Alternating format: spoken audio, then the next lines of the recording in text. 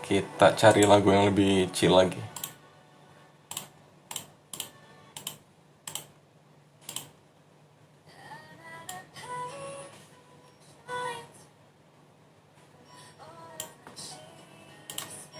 Sangkut apa? Oh, The Gig ya. The Gig sama apa tuh? Kalau Friends sih santai sih. Kalau The Gig memang agak-agak ini ya. Susah kalau The Gig sih. Cuman ya kalau The Gig sih simple ya. Jujur sih gini sih teman. Saya punya The Gig ya. Saya punya The Gig memang untuk swing sih. Saya punya nggak gitu banyak juga sih untuk The Gig. Cuman ya maksudnya saya juga ada minus gitu. Tapi kalau memang nggak bagus untuk saat ini ya, untuk saat ini nggak bagus, saya nggak akan infoin gitu. Eh, Mungkin ini kita ada ngomong ini akan ini ya, akan berkorelasi dengan topik yang akan saya bahas pada hari ini nih. Topiknya seperti biasa agak-agak sensitif ya. Saya lagi mikir-mikir nih. Saya lagi nyusun-nyusun kata biar nggak banyak musuh. Oke ya.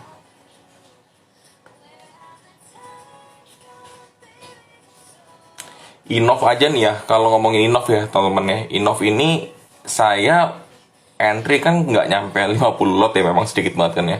Terus dia terbang kan, sahamnya terbang segala macam. Saya sampai nggak punya barangnya sama sekali, sampai dia naik 30%-an lebih. Sekarang pun saya nggak bisa beli sahamnya juga gitu, karena belum sesuai trading plan saya. Saya kalau udah ngomong di bawah 250, saya baru beli, saya benar-benar akan baru beli di bawah 250. Saya nggak mau kalau misalnya FOMO-FOMOan segala macam gitu-gitu. Maksudnya Innov bagus apa nggak sih? Innov bagus. Cuman Innov itu bukan satu-satunya yang bagus gitu. Jadi maksudnya ketika teman-teman udah mulai FOMO, takut ketinggalan barang segala macam, susah juga ya. Karena mesti disesuaikan dengan MOS ya, atau margin of safety teman-teman semua gitu. Nggak lucu kalau misalnya kita terlalu FOMO, nggak taunya memang harga udah keburu naik gitu. Itu memang nggak bagus sih segala macam. Jadi kalau saya sih sarankan secara pribadi, memang teman-teman harus tahu MOS-nya dulu gitu. Contoh kayak saya ya memang cuma titip sendal doang gitu ya, cuman beli sedikit doang, 50 lot kurang gitu ya. Habis itu saya beli sahamnya, saya bilang saya mau beli banyakan, saya mau beli lebih banyak lagi. Kalau di bawah 250, nggak di bawah 250 saya nggak beli, saya beneran lakuin gitu ya. Alhasil apa? Alhasil ada resikonya. Resikonya saya ketinggalan tuh yang kemarin tuh ya. Yang naik sampai 30% lebih saya ketinggalan. Tapi positifnya adalah ketika harganya turun kayak sekarang, saya nggak masalah sama sekali gitu. Bahkan saya belum TP sama sekali karena memang lotnya masih kecil juga gitu ya. Buat apa juga gitu maksudnya kan? Buat apa juga? Saya pikir ya kalau memang saya misalnya nyangkut di Innov kemarin ya, saya ambil di atas 250, itu saya akan nyalahin diri saya sendiri karena bodoh banget saya kalau misalnya saya udah kasih trading plan ya, saya udah bikin trading plan untuk diri saya sendiri ya. Saya bilang, Wim, lu baru boleh beli Innov Wim kalau di bawah 250. Ya udah, saya nurut gitu. Tapi ketika saya ngelanggar dan saya salah, saya akan nyalahin diri saya sendiri gitu. Jadi itu kalau saya pribadi ya, untuk Innov segala macam gitu. Gini teman-teman ya, saya hari ini kan mau ngomongin konsep trading ya. Konsep trading ini agak-agak seru nih bahasan nih, karena banyak orang mensalahartikan ya tentang trading. Sekarang ini lagi mulai marak ya, atau mulai naik lagi nih, naik daun lagi masalah-masalah investasi-investasi yang lain gitu ya. Contoh ya, sebentar ya.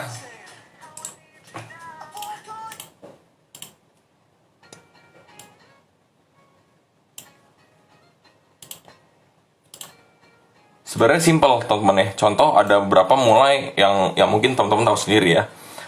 eh investasi bodong, trading lah, terus mau apa namanya, mau judi lah segala macam gitu-gitu ya. Banyak lah teman-teman ya. Jadi saya mungkin akan perjelas trading itu apa sih sebenarnya. Apa yang bisa kita bilang trading, apa yang nggak bisa kita bilang trading sama sekali gitu.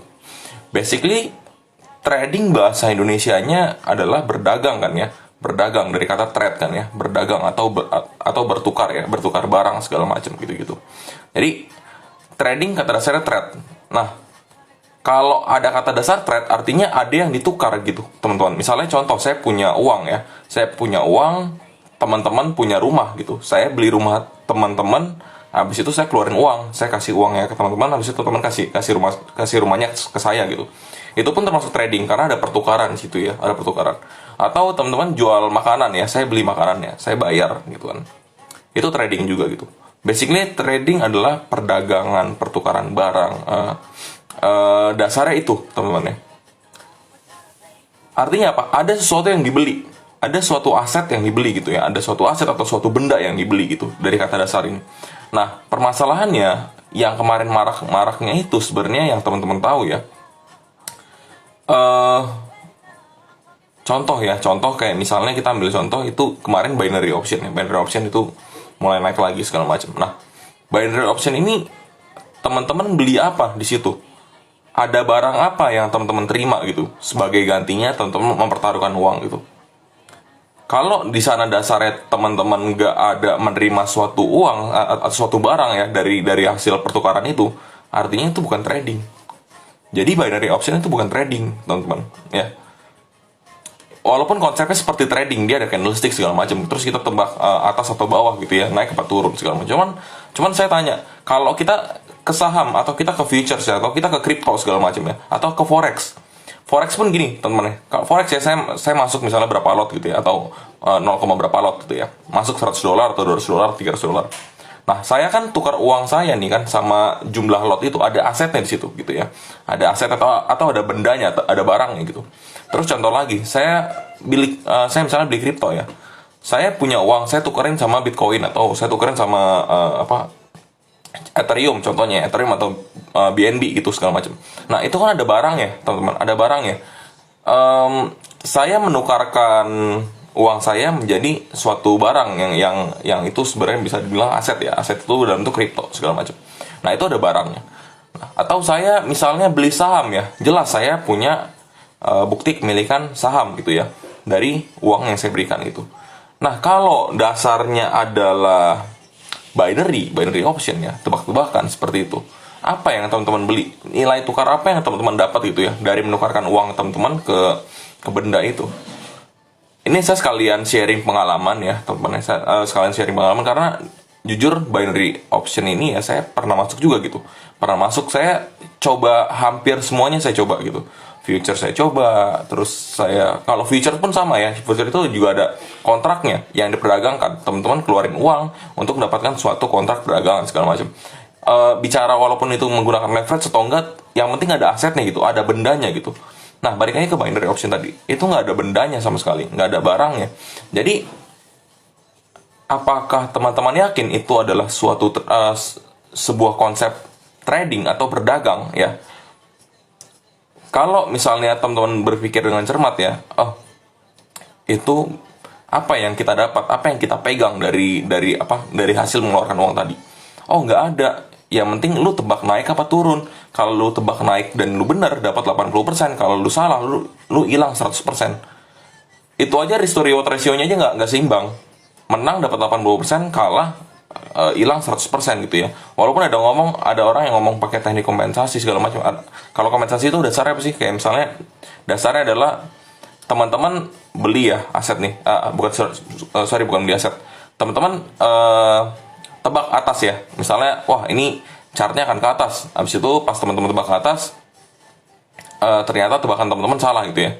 Nah, ketika salah, awalnya misalnya kalian modal 100.000, pas salah kalian itu minimal 2 kali lipat atau 2,5 kali lipat biasanya ada yang 2 kali lipat sih, ada yang 2 kali lipat dan 2,5 kali lipat, itu umumnya kayak gitu. Jadi kalau misalnya salah, tebakan berikutnya harus bet 2 kali lipat ya minimal, atau bagusnya 2,5 kali lipat. Bet berikutnya adalah 200 atau 250.000, terserah teman-teman gitu ya. Lalu kalau kalah lagi, bet berikutnya kali 2 lagi gitu, kali 2 lagi, atau ya jadi 400.000. Kalau kalah lagi gimana? Jadi 800.000. Kalah lagi gimana? Jadi 1,6 juta segala macam. Nah, apa sih yang diharapkan dari tebakan ini? Misalnya teman-teman tebak benar semua ya, artinya naik semua, pilihannya naik semua.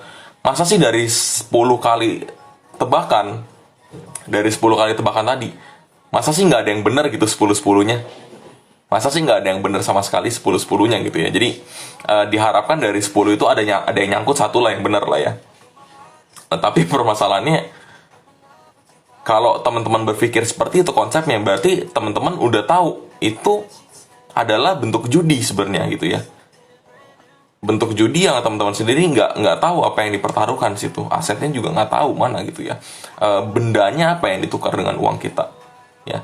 Jadi kayak apa ya, kalau misalnya kita punya pikiran ya, kita punya pikiran, oh ini trading, ini udah pasti trading, ini trading. Kita bisa menang, kita bisa. Saya paling apa ya, paling nggak bisa ini sih, paling saya nggak habis pikir sih ya kalau ada yang ngomong kayak nggak apa-apa, dunia ini buat kita aja, biar kita bisa rampok uang bandar. Gini teman-teman, saya mulai berpikir, biar kita bisa rampok uang bandar. Pertama, kalian ini masuk market ini udah berapa lama?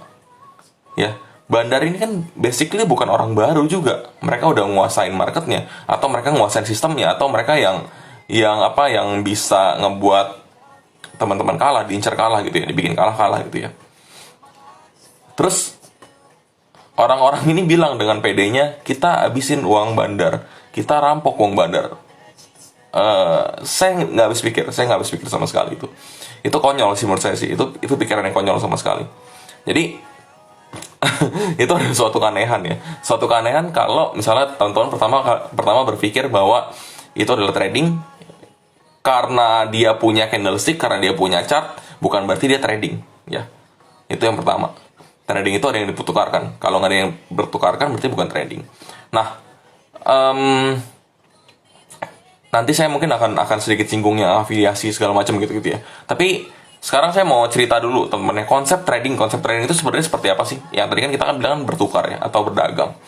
Pada dasarnya teman-teman harus menganggap industri atau saham ini ya seperti kita berbisnis gitu ya. Bisnis saham. Maksudnya apa? Bisnis saham dalam arti kata yang benar-benar bisnis saham ya. Karena sekarang itu banyak sekali yang bisnis saham ala-ala gitu ya.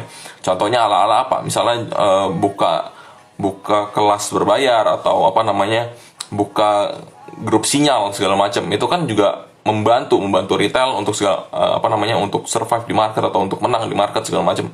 Cuman basicnya itu kan bukan bisnis langsung ke sahamnya, tapi langsung ke individunya gitu ya, pelakunya. Nah, kalau misalnya teman-teman perhatikan sebenarnya bisnis saham itu dasarnya seperti apa? Bisnis saham dasarnya adalah teman-teman beli barang di harga murah, jual di harga mahal gitu kan. Itu kan salah satu cara yang paling simpel untuk memperoleh keuntungan gitu. Nah, permasalahannya di sini. Permasalahannya ketika orang-orang itu membedakan atau mempunyai persepsi time frame yang berbeda gitu ya.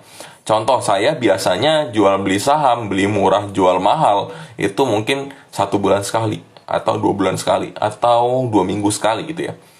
Nah, banyak orang yang mulai berpikir seperti ini. Kalau misalnya bisa setiap hari jual beli saham, kita setiap hari gitu. Hari ini beli murah, sorenya jual mahal gitu. Paginya beli murah, sorenya jual mahal. Atau mungkin paginya beli murah, siangnya jual mahal, habis itu siangnya cari lagi saham baru, beli murah lagi, sorenya jual mahal lagi. Time frame-nya cepat gitu ya, time frame pendek. Sedangkan banyak orang yang time frame-nya panjang gitu ya. Nah, kalau ngomongin time frame ini ya teman-teman ya, time frame ini kita bicara tentang resiko sih. Semakin panjang time frame biasanya ya, resikonya akan lebih mudah diukur gitu, lebih gampang. Nah, sedangkan kalau time frame-nya time frame pendek, itu jelas lebih banyak noise-nya atau lebih banyak gangguannya. Jadi lebih sulit untuk diukur ya. Itu bicara tentang time frame. Tapi pada dasarnya kita ya berdagang gitu, berdagang saham. Ya kalau mau untung apa? Kita harus beli lebih murah, jualnya lebih mahal gitu ya. Atau misalnya kita menanam suatu tanaman ya, kita rawat tanamannya berbuah segala macam ya, terus sampai berbuah, buahnya kita nikmatin hasilnya gitu. Itu dari dividen artinya, bukan dari capital gain. Tapi kalau misalnya kita jual tanaman kita, itu namanya kita capital gain. Nah, pada dasar bisnis saham kan seperti itu konsepnya kan. Ada yang dipertukarkan gitu ya, ada yang dipertukarkan. Konsepnya simpel dan sederhana, beli murah jual mahal, simple. Tapi kadang kita terlalu banyak noise karena terlalu banyak ngelihat kiri kanan kita, orang ini orang itu, ngelihat mereka punya time frame yang pendek, mereka punya profit yang besar segala macam. Akhirnya kita yang mungkin baru-baru kita yang mungkin baru-baru ini kita kejebak dengan time frame mereka. Kita misalnya memang dari awal kita itu punya time frame yang lambat gitu ya. Kita punya time frame yang lambat, tapi ketika kita ngelihat orang-orang kok dia profitnya gampang, kok dia tiap hari pasti ada cuannya gitu. Cuman sulit juga ya teman-teman, sulit juga sih, karena kalau misalnya ngomong kayak gitu artinya teman-teman memaksakan kondisi yang seharusnya bukan teman-teman berada gitu ya. Ini ibaratnya kayak apa ya, kayak apakah semua orang bisa kalau misalnya diusahakan, tapi apakah semua orang harus? Nggak harus ya, nggak harus sama sekali. Kalau memang ada yang time frame pendek, ya udah biarkan time frame pendek. Kalau memang teman-teman time frame panjang, jalanin time frame panjang. At the end of the day yang diukur adalah growth-nya, growth portofolio teman-teman semua, bukan seberapa besar atau seberapa sering teman-teman menang ya. Contoh ya, misalnya dari 10 kali transaksi saham gitu ya, 7 teman-teman rugi, cuma 3 doang yang untung. Tapi 3 yang untung ini itu profitnya itu melebihi dari seluruh kekalahan yang udah terjadi gitu ya. Bisa kayak gitu juga. Jadi nggak harus kita yang ikut-ikutan orang gitu ya, punya dia apa namanya, dia profit tiap hari terus kita mempersingkat time frame kita. Nah, ini yang sering saya alamin teman-teman ya. Saya sering sekali alamin seperti ini. Alhasil apa? Trading plan kita itu jadi kacau. Contoh, memang ada saham-saham tertentu yang punya siklusnya itu lambat gitu ya. Memang dia punya jangka waktu itu panjang. Memang ada seperti itu. Cuman jangan dipaksakan dan jangan diatur-atur sesuai keinginan kita gitu. Misalnya kita tahu, memang ini sahamnya saham lambat.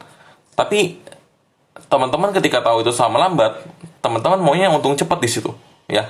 Nah, ini adalah suatu hal yang menurut saya pribadi, teman-teman masih bingung berarti kan. Teman-teman masih bingung. Jadi, mana yang harus diikutin? Kita ngomongin diri kita sendiri, time frame kita apa time frame orang lain gitu ya. Gitu. Jadi, contoh ya, teman-teman mungkin banyak yang beli saham sideways sekarang ya, atau saham yang lagi turun. Sering sekali ada yang ngomong kayak gini ya. Jadi sahamnya itu sebenarnya waktu beli itu tujuannya apa? Ya, itu pertanyaan yang sangat simpel, tapi sebenarnya banyak yang nggak bisa jawab. Ya, banyak yang nggak bisa jawab. Contoh ya, ada yang ngomong karena si ini bilang beli, karena si itu bilang beli, atau karena apa namanya, nggak tahu, pokoknya ngerasa udah bisa, nggak tahu mungkin mikirnya gini, nggak tahu mungkin itu udah murah jadi pengen beli, abis itu bisa jual dengan kondisi untung karena harusnya dia bakal naik cepat segala macam. Cuman banyak yang nggak bisa menyebutkan alasannya gitu. Jadinya ini agak-agak lucu juga sih, agak-agak lucu kalau misalnya keadaan kayak gini. Artinya kita nggak benar-benar tahu barang yang kita beli. Nah, di kasus seperti ini sering terjadi, dan hasilnya apa? Hasilnya teman-teman melakukan cut loss yang sebenarnya nggak diperlukan gitu ya. Cut loss yang sebenarnya nggak diperlukan. Banyak orang yang ngajarin begini teman-teman ya. Banyak orang yang ngajarin kalau bisa cut lossnya jangan pernah cut loss dalam. Cut lossnya tipis-tipis aja, minus 2% buang ya, biar kita bisa masuk ke opportunity lain segala macam. Banyak orang mengajarkan seperti itu ya. Saya nggak tahu ya. Saya nggak tahu sama sekali. Kalau memang basicnya mereka ada trader ya nggak apa-apa gitu ya. Tapi kan trader juga ada jangka waktunya. Nggak semua trader bisa disamakan. Contoh saya trader, teman-teman trader gitu ya. Saya time frame-nya mungkin seminggu ya, semingguan, 2 mingguan, 3 mingguan, atau paling lama 2 bulan atau 3 bulan gitu ya time frame-nya. Nah, terus ada orang yang datang yang punya time frame pendek, cuman kayak semingguan atau 2 mingguan. Terus dia bilang kayak gini, wah ini udah minusnya segini nih, minusnya udah dalam segini nih, harus buru-buru cut loss segala macam. Dia lihat chartnya lebih pendek gitu ya time frame-nya, karena time frame dia pendek. Nah, alhasil apa? Alhasil orang yang time frame lama ini ikut-ikutan, yaudahlah gue jual aja lah. Padahal setelah itu sahamnya nggak lama kemudian naik gitu ya. Jadi jangan ikut-ikutan kalau memang ada orang yang punya jangka waktu yang pendek seperti itu. Nah, tujuannya adalah kita menghindari rugi sebanyak mungkin, teman-teman. Menghindari rugi sebanyak mungkin artinya kita meminimalisir cut loss. Kalau nggak perlu cut loss ya jangan cut loss gitu. Saya ngomong ini sebenarnya agak bertolak belakang dengan apa yang saya lakukan sekarang ya. Agak lucu juga sih. Teman-teman tahu ya, sekarang saya kerjasama dengan Ena Korindo ya sebagai remisier.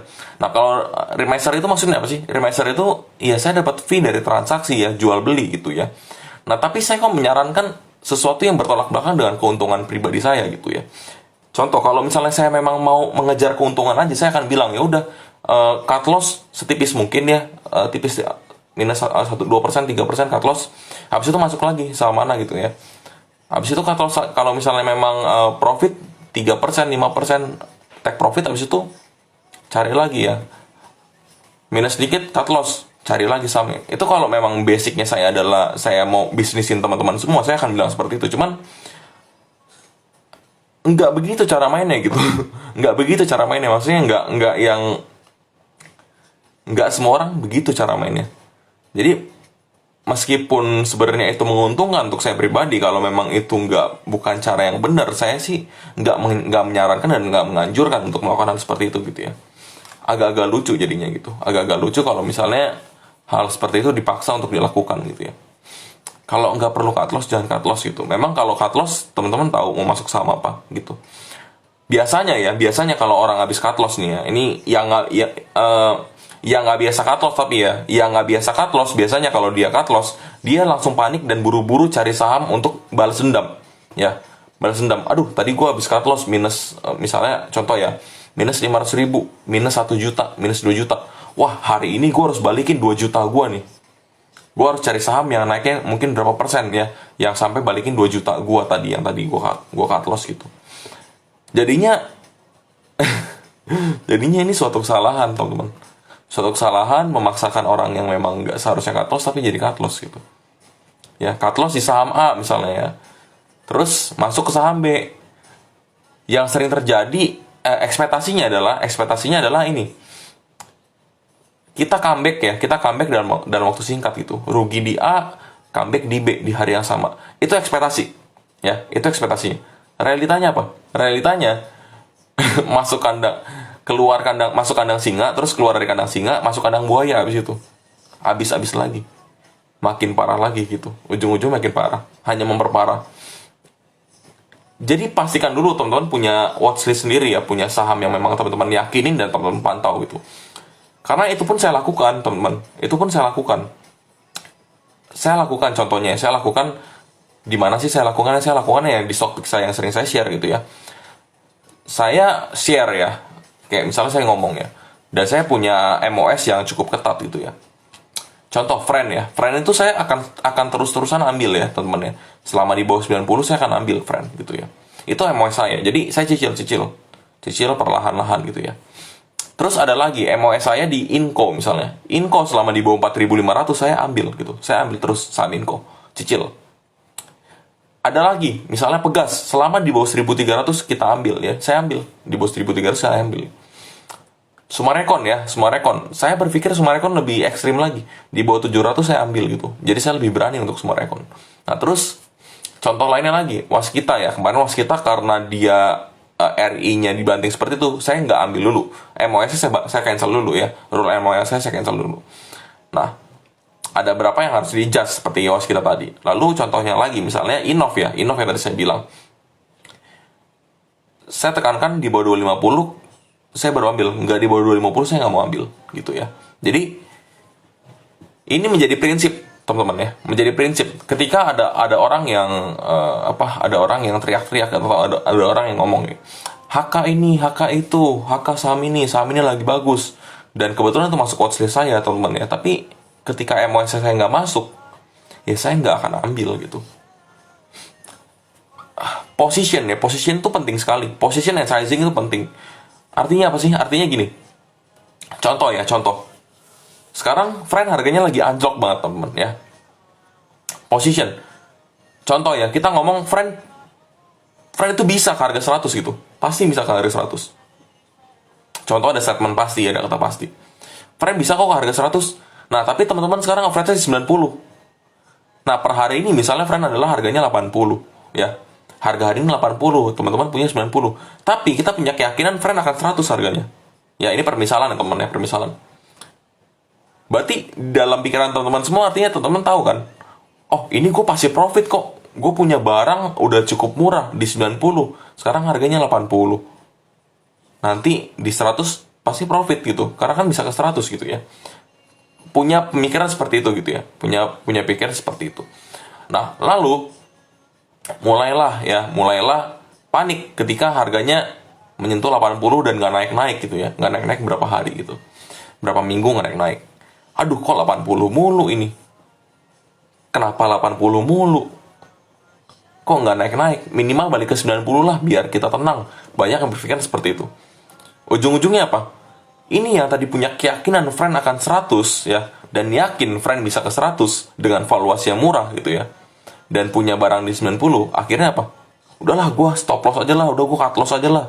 Pusing gue ngeliatnya nggak naik-naik segala macam.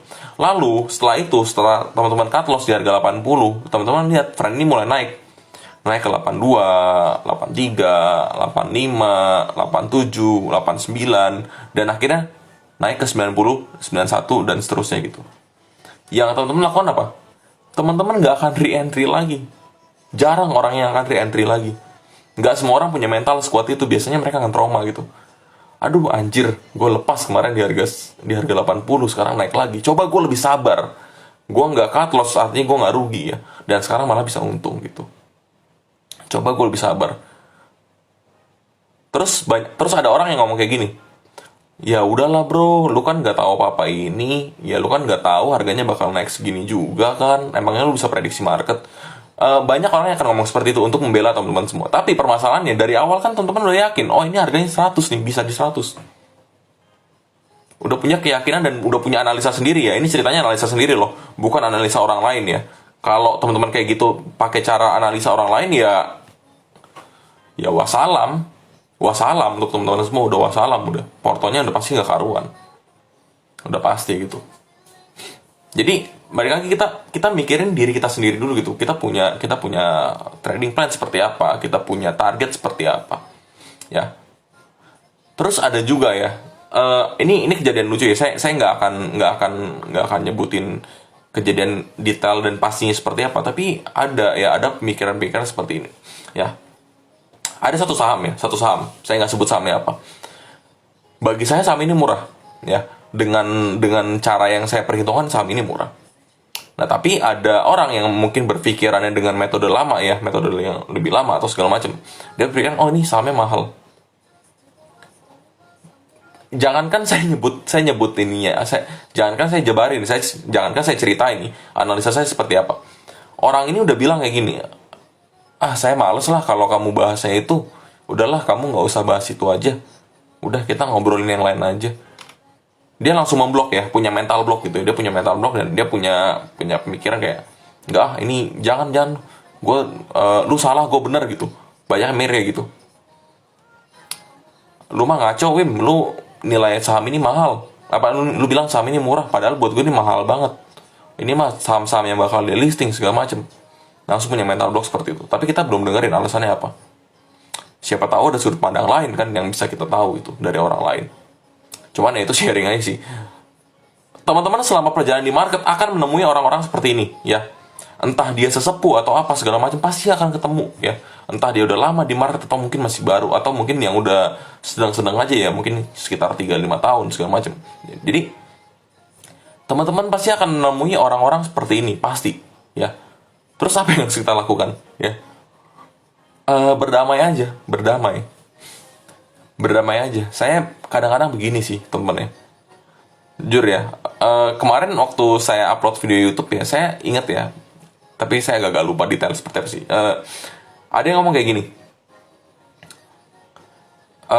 Wim, lu itu masuknya kategorinya kalau di 16 personality kan sebenarnya ada 16 personality ya teman-teman ya. 16 personality, saya itu dianggapnya adalah debater atau pendebat ya.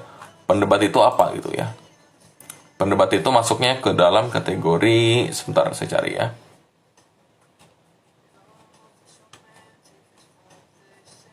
Yang suka debat itu apa ya ini ya? Advokat ini kok, ini nih. ENTP ya, ENTP ini. Orang-orang ada yang menganggap saya ENTP gitu ya, atau pendebat di sini ya. Saya udah tes berulang kali, hasilnya saya adalah ENFJ gitu. ENFJ, jadi saya bukan pendebat gitu. Nah, alhasil apa alhasil? Kalau saya menemui orang-orang seperti ini, saya nggak banyak ngomong teman-teman. Saya nggak banyak ngomong. Saya, berarti ini orang ini udah nggak bisa diajak bertukar pikiran. Dan ketika ada statement ya, saya sebaiknya mengalah gitu ya. Mengalah atau cenderung tidak memberikan respon atau mengabaikan gitu. Nah, jadi itu yang sikap yang menurut saya pribadi yang saya lakukan kalau misalnya ada yang memberikan mental block seperti itu segala macam. Jadi teman-teman punya cara sendiri ya, punya pilihan masing-masing gitu. Itu salah satu caranya sih. Kalau saya sih seperti itu. Jadi saya dibandingkan bertukar pikiran tapi nggak masuk, ya mendingan saya nggak ngomong apa-apa gitu. Nah, ini sering terjadi juga gitu, sering terjadi. Nah, terus ada lagi ya teman ya, kita ngomongin yang tadi nih, ngomongin yang eh, masalah yang binary tadi segala macam. Ini balik lagi ya ke teman-teman semua, mindset nganggapnya seperti apa. Ketika ada sesuatu gini, kalau di market itu menurut saya itu fair banget. Di market itu fair ya, terutama saham ya. Ketika kita rugi, pasti ada yang untung gitu. Ketika kita untung, pasti ada yang rugi juga gitu, teman-teman ya. Sangat jarang kejadian di mana win-win solution atau semuanya untung. Sangat jarang ada kejadian seperti itu. Kejadian seperti itu hanya terjadi di saham-saham apa? Saham-saham yang dari 100 digoreng ke 50 ribu. Atau dari 100 digoreng ke 15 ribu seperti sekarang. 100 digoreng ke 10 ribu. Terus harganya turun lagi ke 5 ribu. Ya, saya nggak sebutin sahamnya apa. Teman-teman tahu sendiri itu saham apa. Ya. Ketika teman-teman ikut perjalanannya naik segala macam di market bullish, pasti akan ada momen di mana semua orang itu win-win solution. Semua orang akan diuntungkan gitu ya. Teman-teman beli misalnya di harga 1000. Terus harganya naik ke 2000, teman-teman jual di harga 2000. Nah, pas teman-teman jual di harga 2000 ini kan ada orang yang ngambil barangnya kan. Ada orang yang punya barang di harga 2000, yang ngambil punya teman-teman semua. Nah, ternyata sahamnya naik lagi ke 3000. Terus ada orang ketiga nih, orang ketiga dia beli lagi. Orang kedua ini jual di harga 3000. Orang ketiga beli lagi di harga 3000. Ternyata naik lagi ke 5000. Terus begitu terus terjadi gitu ya. Bergulung terus. Sampai akhirnya harganya menyentuh 10.000. Terus menyentuh lagi 20.000. Nah, selama ini orang-orang untung terus nih. Untung terus. Tapi akan ada titik di mana yang naik nggak akan selamanya naik ya, teman-teman ya. Pertama ya, kalau value-nya nggak di situ. Kedua, kalau time frame-nya nggak di situ. Contohnya apa nih? Misalnya nih, ada saham yang dinilai sangat over value ya, sangat over value. Benar-benar over value-nya nggak karu-karuan. Ya, dianggap misalnya saham ini, ini valuasinya cuma 10.000, ternyata digoreng sampai 20.000. Atau saham ini cuma 3.000 kok digorengnya sampai 15.000 gitu. Jadi ada kasus-kasus seperti itu teman-teman ya. Alhasil apa? Dia akan turun gitu ya. Akan turun, tapi kita nggak bisa bilang apa akan turun ke harga valuasinya di harga 3.000 atau 5.000 gitu ya. Kita nggak bisa ngomong seperti itu. Karena yang menentukan harga sebenarnya bukan analis. Yang menentukan harga sesungguhnya atau nilai intrinsik itu bukan analis, tapi itu adalah market itu sendiri gitu ya. Misalnya analis A bilang, ini sahamnya kemahalan, harusnya di sini. Ya itu kan ginilah, kita kumpulin 10 analis ya. 10 analis ini akan ngomong hal yang berbeda juga gitu. Yang satu valuasinya misalnya di 200, satunya valuasi di 210, satunya lagi punya valuasi di 300 segala macam. Jadi sebenarnya menentukan harga sesungguhnya itu siapa? Ya market itu sendiri sebenarnya. Ya, market itu sendiri. Jadi akan ada momen di mana semuanya akan win-win solution, tapi most likely ya, saya bisa bilang 95% kejadian itu malahan ya kalau misalnya ada yang untung pasti ada yang rugi gitu. Itu udah fair banget. Sangat-sangat fair, teman-teman ya. Sangat-sangat fair. Memang hukumnya seperti itu ya, kalau ada yang untung ada yang rugi gitu. Nah, terus ada konsep lain lagi, konsep berpikir yang lain lagi nih. Ini sebenarnya konsep untuk investasi ya, teman-teman ya. Ini konsep untuk investasi. Konsepnya adalah berbicara seperti ini. Pasar saham atau pasar modal adalah instrumen ya. Instrumen untuk memindahkan aset atau uang orang yang tidak sabar ke orang yang sabar. Ya. Sekali saya bilang nih ya. Teman-teman tahu lah ini quote sendiri siapa gitu ya. Pasar saham adalah instrumen untuk memindahkan uang dari orang yang tidak sabar ke orang yang sabar. Gitu. Jadi ini juga tools ya, teman-teman ya. Ini juga tools untuk yang bisa dipakai untuk investor atau trader gitu ya, segala macam. Kadang-kadang orang terlalu banyak yang terburu-buru gitu ya, terburu-buru ngambil keputusan segala macam gitu. Padahal ketika dia ngambil keputusan, lalu dia membuat keputusan lagi di hari itu yang tujuannya adalah untuk balas dendam tadi, cenderung dia akan kejebur untuk kedua kalinya atau 3 kalinya gitu. Masuk ke lubang yang sama untuk kedua atau 3 kalinya. Karena keputusan diambil terlalu gegabah dan buru-buru gitu. kita nggak bisa bersabar ya, nggak bisa lebih bersabar untuk itu.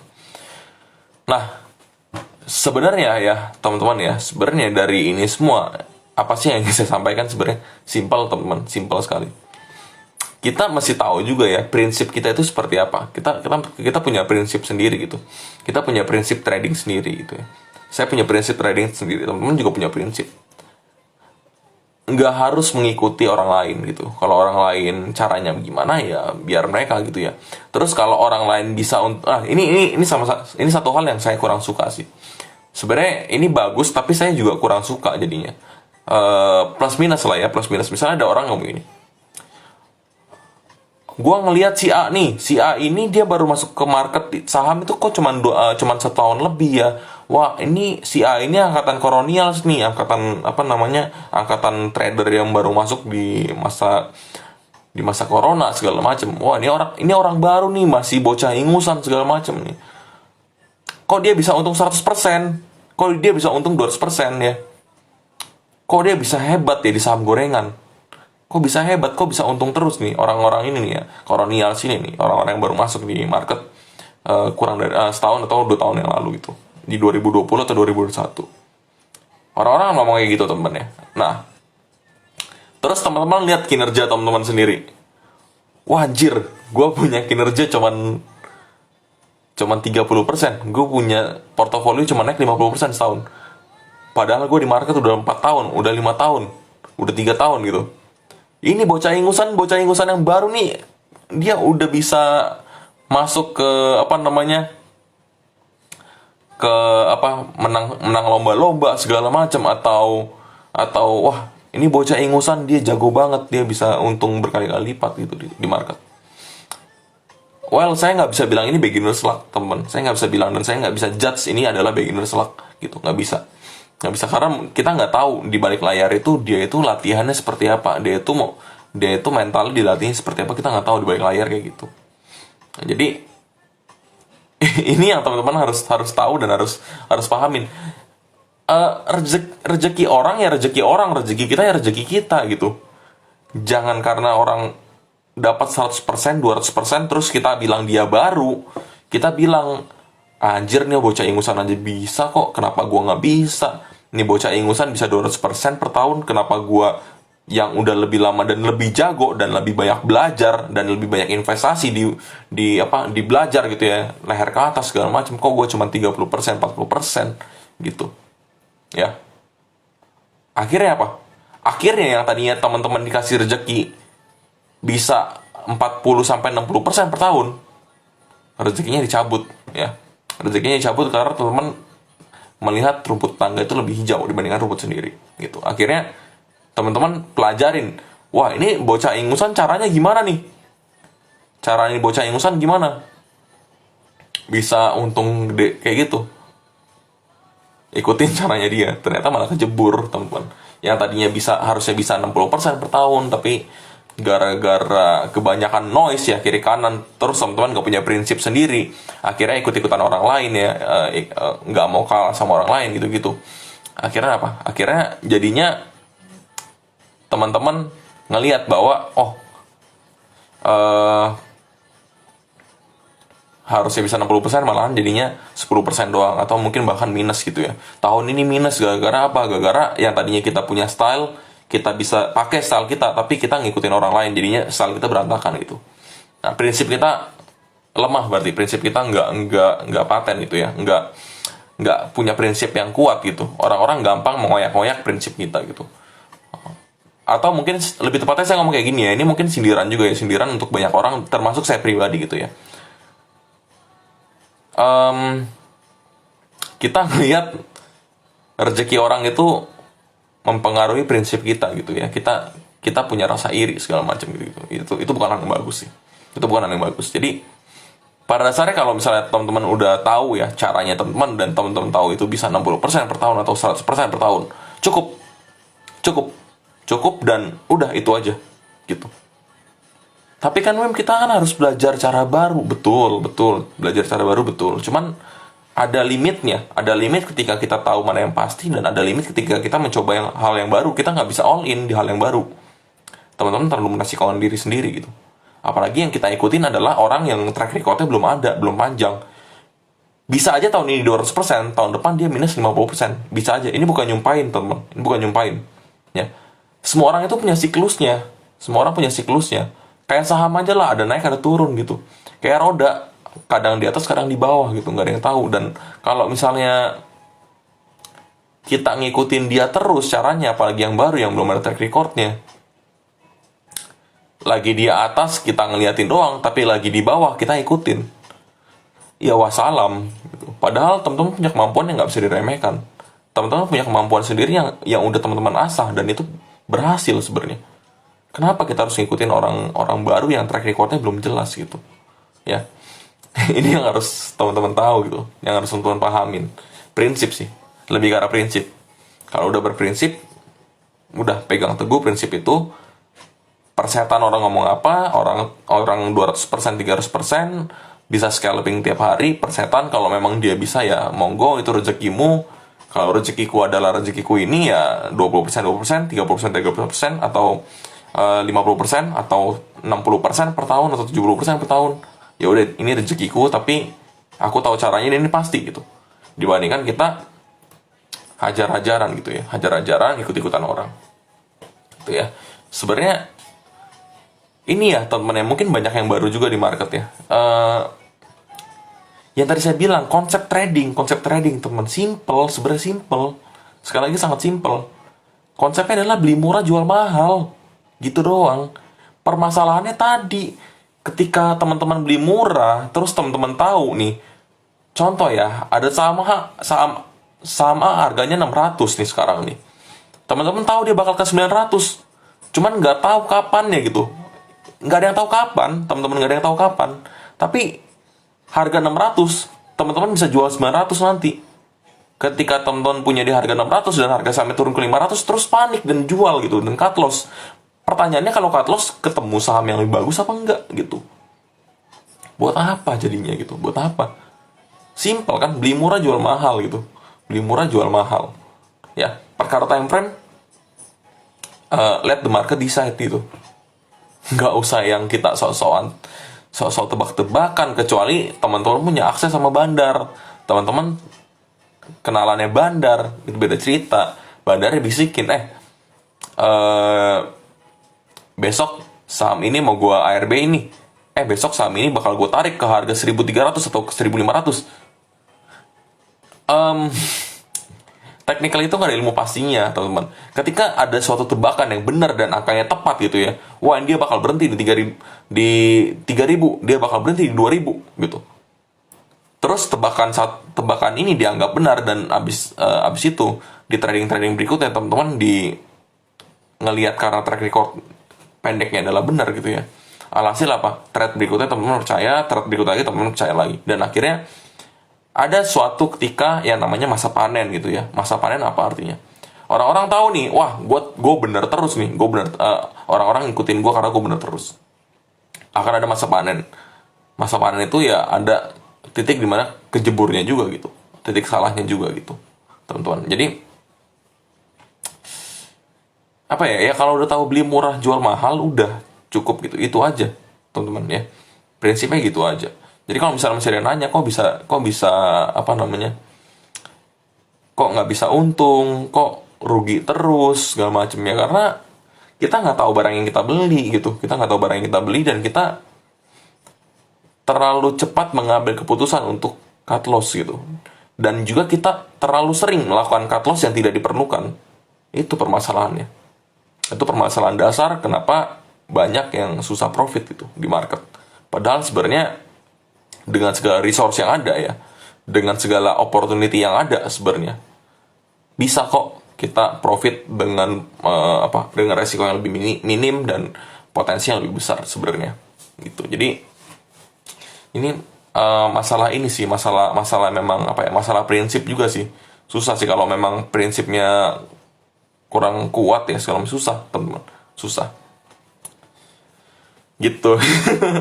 Ini saya cerita, jadi cerita ini sih, jadi cerita yang gini-ginian lah, biar karena ini numbu masih awal tahun 2022 nih ya, numbu awal tahun, jadi saya sharing yang saya pahamin tentang market itu. Ini loh cara market bekerja seperti ini. Ini loh yang disebut trading, ini loh yang bukan trading. Ini loh yang berjudi, ini yang trading. Gitu ya. Ya walaupun judi itu apa sih? Judi itu kan kita mempertaruhkan segala sesuatu yang sebenarnya kita sendiri nggak tahu pasti gitu. Nggak ada kepastian 100%, maka dari itu dianggapnya judi gitu. Tapi judi yang saya maksud di sini adalah aset tadi ya. Ada yang dipertukarkan apa enggak gitu ya. Ada yang dipertukarkan apa? Kalau nggak ada yang dipertukarkan berarti itu murni, itu bukan sebuah pertukaran atau sebuah trading gitu. Gitu. Jadi ini saya agak-agak nyampur-nyampur teman yang saya bahas tentang konsep trading, sekaligus saya bahas tentang yang lagi rame kemarin ya, tentang binomo segala macam gitu-gitu. Atau binary option segala macam. Jadi biar teman-teman yang mungkin belum coba jangan dicoba. Kalau belum coba jangan coba. Kecuali teman-teman punya uang banyak, ya dicoba aja 100.000 atau berapa ratus ribu. Cukup. Yang penting tahu dan ada experience-nya gitu. Oh, inilah yang namanya binary gitu. Segala macam. Ya. Itu aja sih. Itu kalau ngomongin platform-platform lain segala macam. Cuman mungkin hari ini kan saya memang nggak ada rencana untuk bahas saham segala, karena sahamnya itu aja sih, masih itu aja. Saya belum ada kepikiran saham baru lagi. Ya paling nambah apa sih? Paling nambah MTech segala macam gitu. MTech pun ini saya lihat chartnya juga. Lalu BBEB juga saya juga lihat chartnya juga gitu. Walaupun kemarin ternyata reboundnya lebih cepat dibanding apa yang saya harapkan gitu ya. Jadi gitu teman-teman. Jadi kita mesti lihat lagi dan nggak usah terburu-buru gitu. Misalnya nih Januari teman-teman ketinggalan momen dan gini lah misalnya contoh ya. Wim, gue punya target setahun 36% pertumbuhan portofolio gue. Kalau setahun 36%, kalau kita bagi 12 berarti kan per bulannya 3% ya. Per bulan 3%. Susah apa gampang per bulan 3%? Sebenarnya bisa-bisa aja dan nggak susah. Apalagi kalau modalnya masih kecil. 3% tuh harusnya cukup mudah gitu ya, teman-teman ya. Untuk per bulan 3%. Nah, tapi ternyata pada kenyataannya teman-teman minus ya, di bulan Januari malah minus nih. Ini kan udah mau ujung Januari ya, udah mau akhir Januari.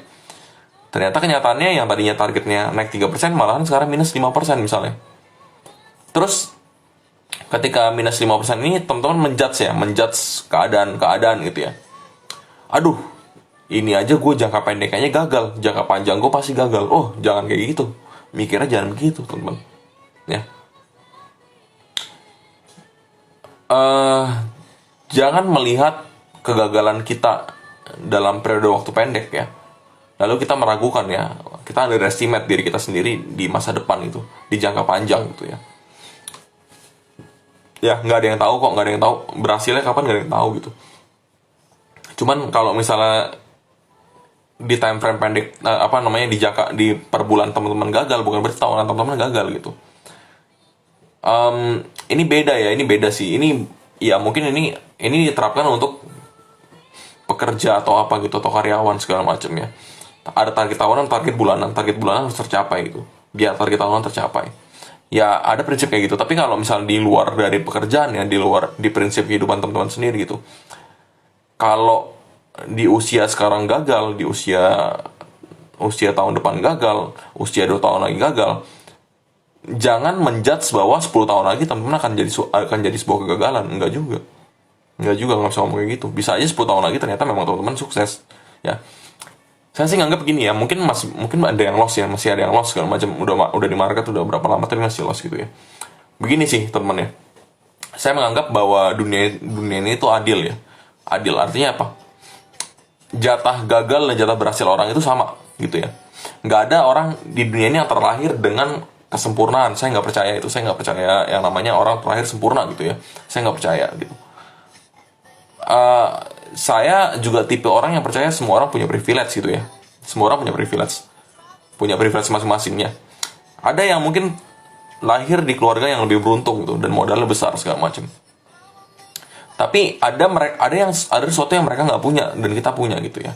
Ya saya nggak bisa mention itu apa teman-teman, karena agak sensitif gitu. Ya.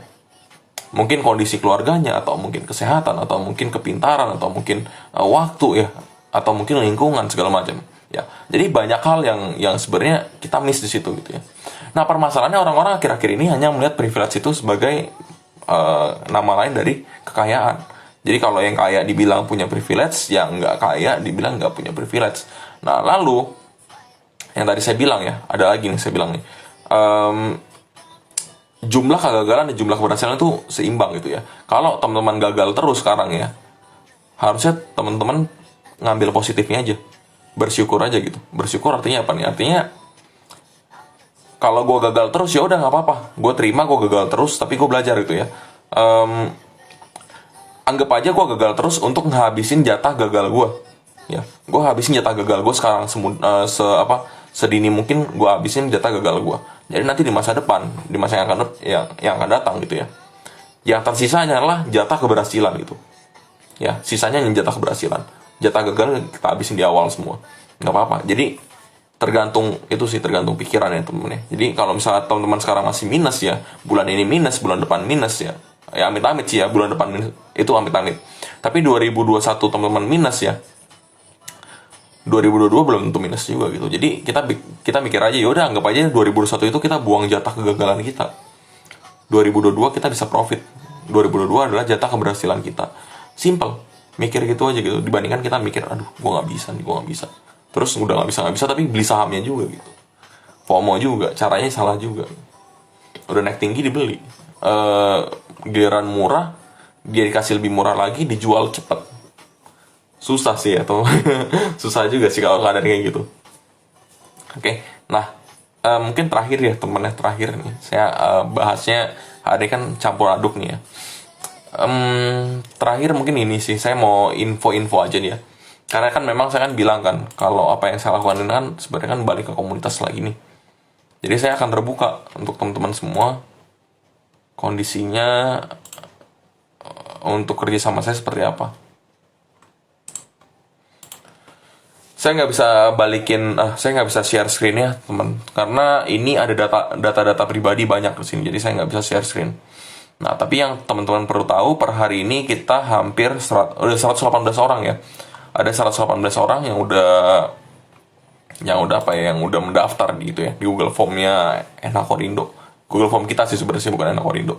Nah, ini kan buat data saya pribadi ya. Lalu saya belum diupdate lagi sih ini, udah berapa yang berhasil gitu ya. Cuman harusnya yang berhasil udah lumayan banyak ya. Yang berhasil tuh udah lumayan banyak harusnya. Nah, nanti saya benar-benar akan sesuai janji saya ya teman-teman ya. Saya akan sesuai janji saya, tapi semuanya step by step sih ya. Maksudnya contoh ya, kemarin saya bilang saya mau sharing tentang tentang report analisa saya gitu ya. Saya belum bisa sharing karena saya belum revisi. Itu ternyata yang saya buat itu ada suatu kesalahan dan salah gitu ya. Ada yang salah. Saya nggak mau share kalau saya masih salah gitu. Terus yang kedua, saya mau bikin konsultasi portofolio. Saya ingat teman, saya bukannya lupa gitu ya. Cuman sertifikasi saya belum keluar. Jadi tunggu ya teman. Sertifikasi saya belum keluar. Saya udah ujian dan dinyatakan lulus gitu sih. Cuman belum keluar sertifikasi. Jadi saya belum bisa lakuin gitu. Terus juga sekarang memang lagi hacking juga kan, ngurusin ini pendaftaran segala macam gitu. Jadi basically itu ya, saya nggak lupain omongan saya sih, sama pelan-pelan ya teman ya, pelan-pelan sih ya. Sama terus apa lagi ya? Giveaway. Ntar giveaway ini saya akan berikan hanya kepada yang udah mendaftar dan berhasil gitu ya, dan akunnya berhasil.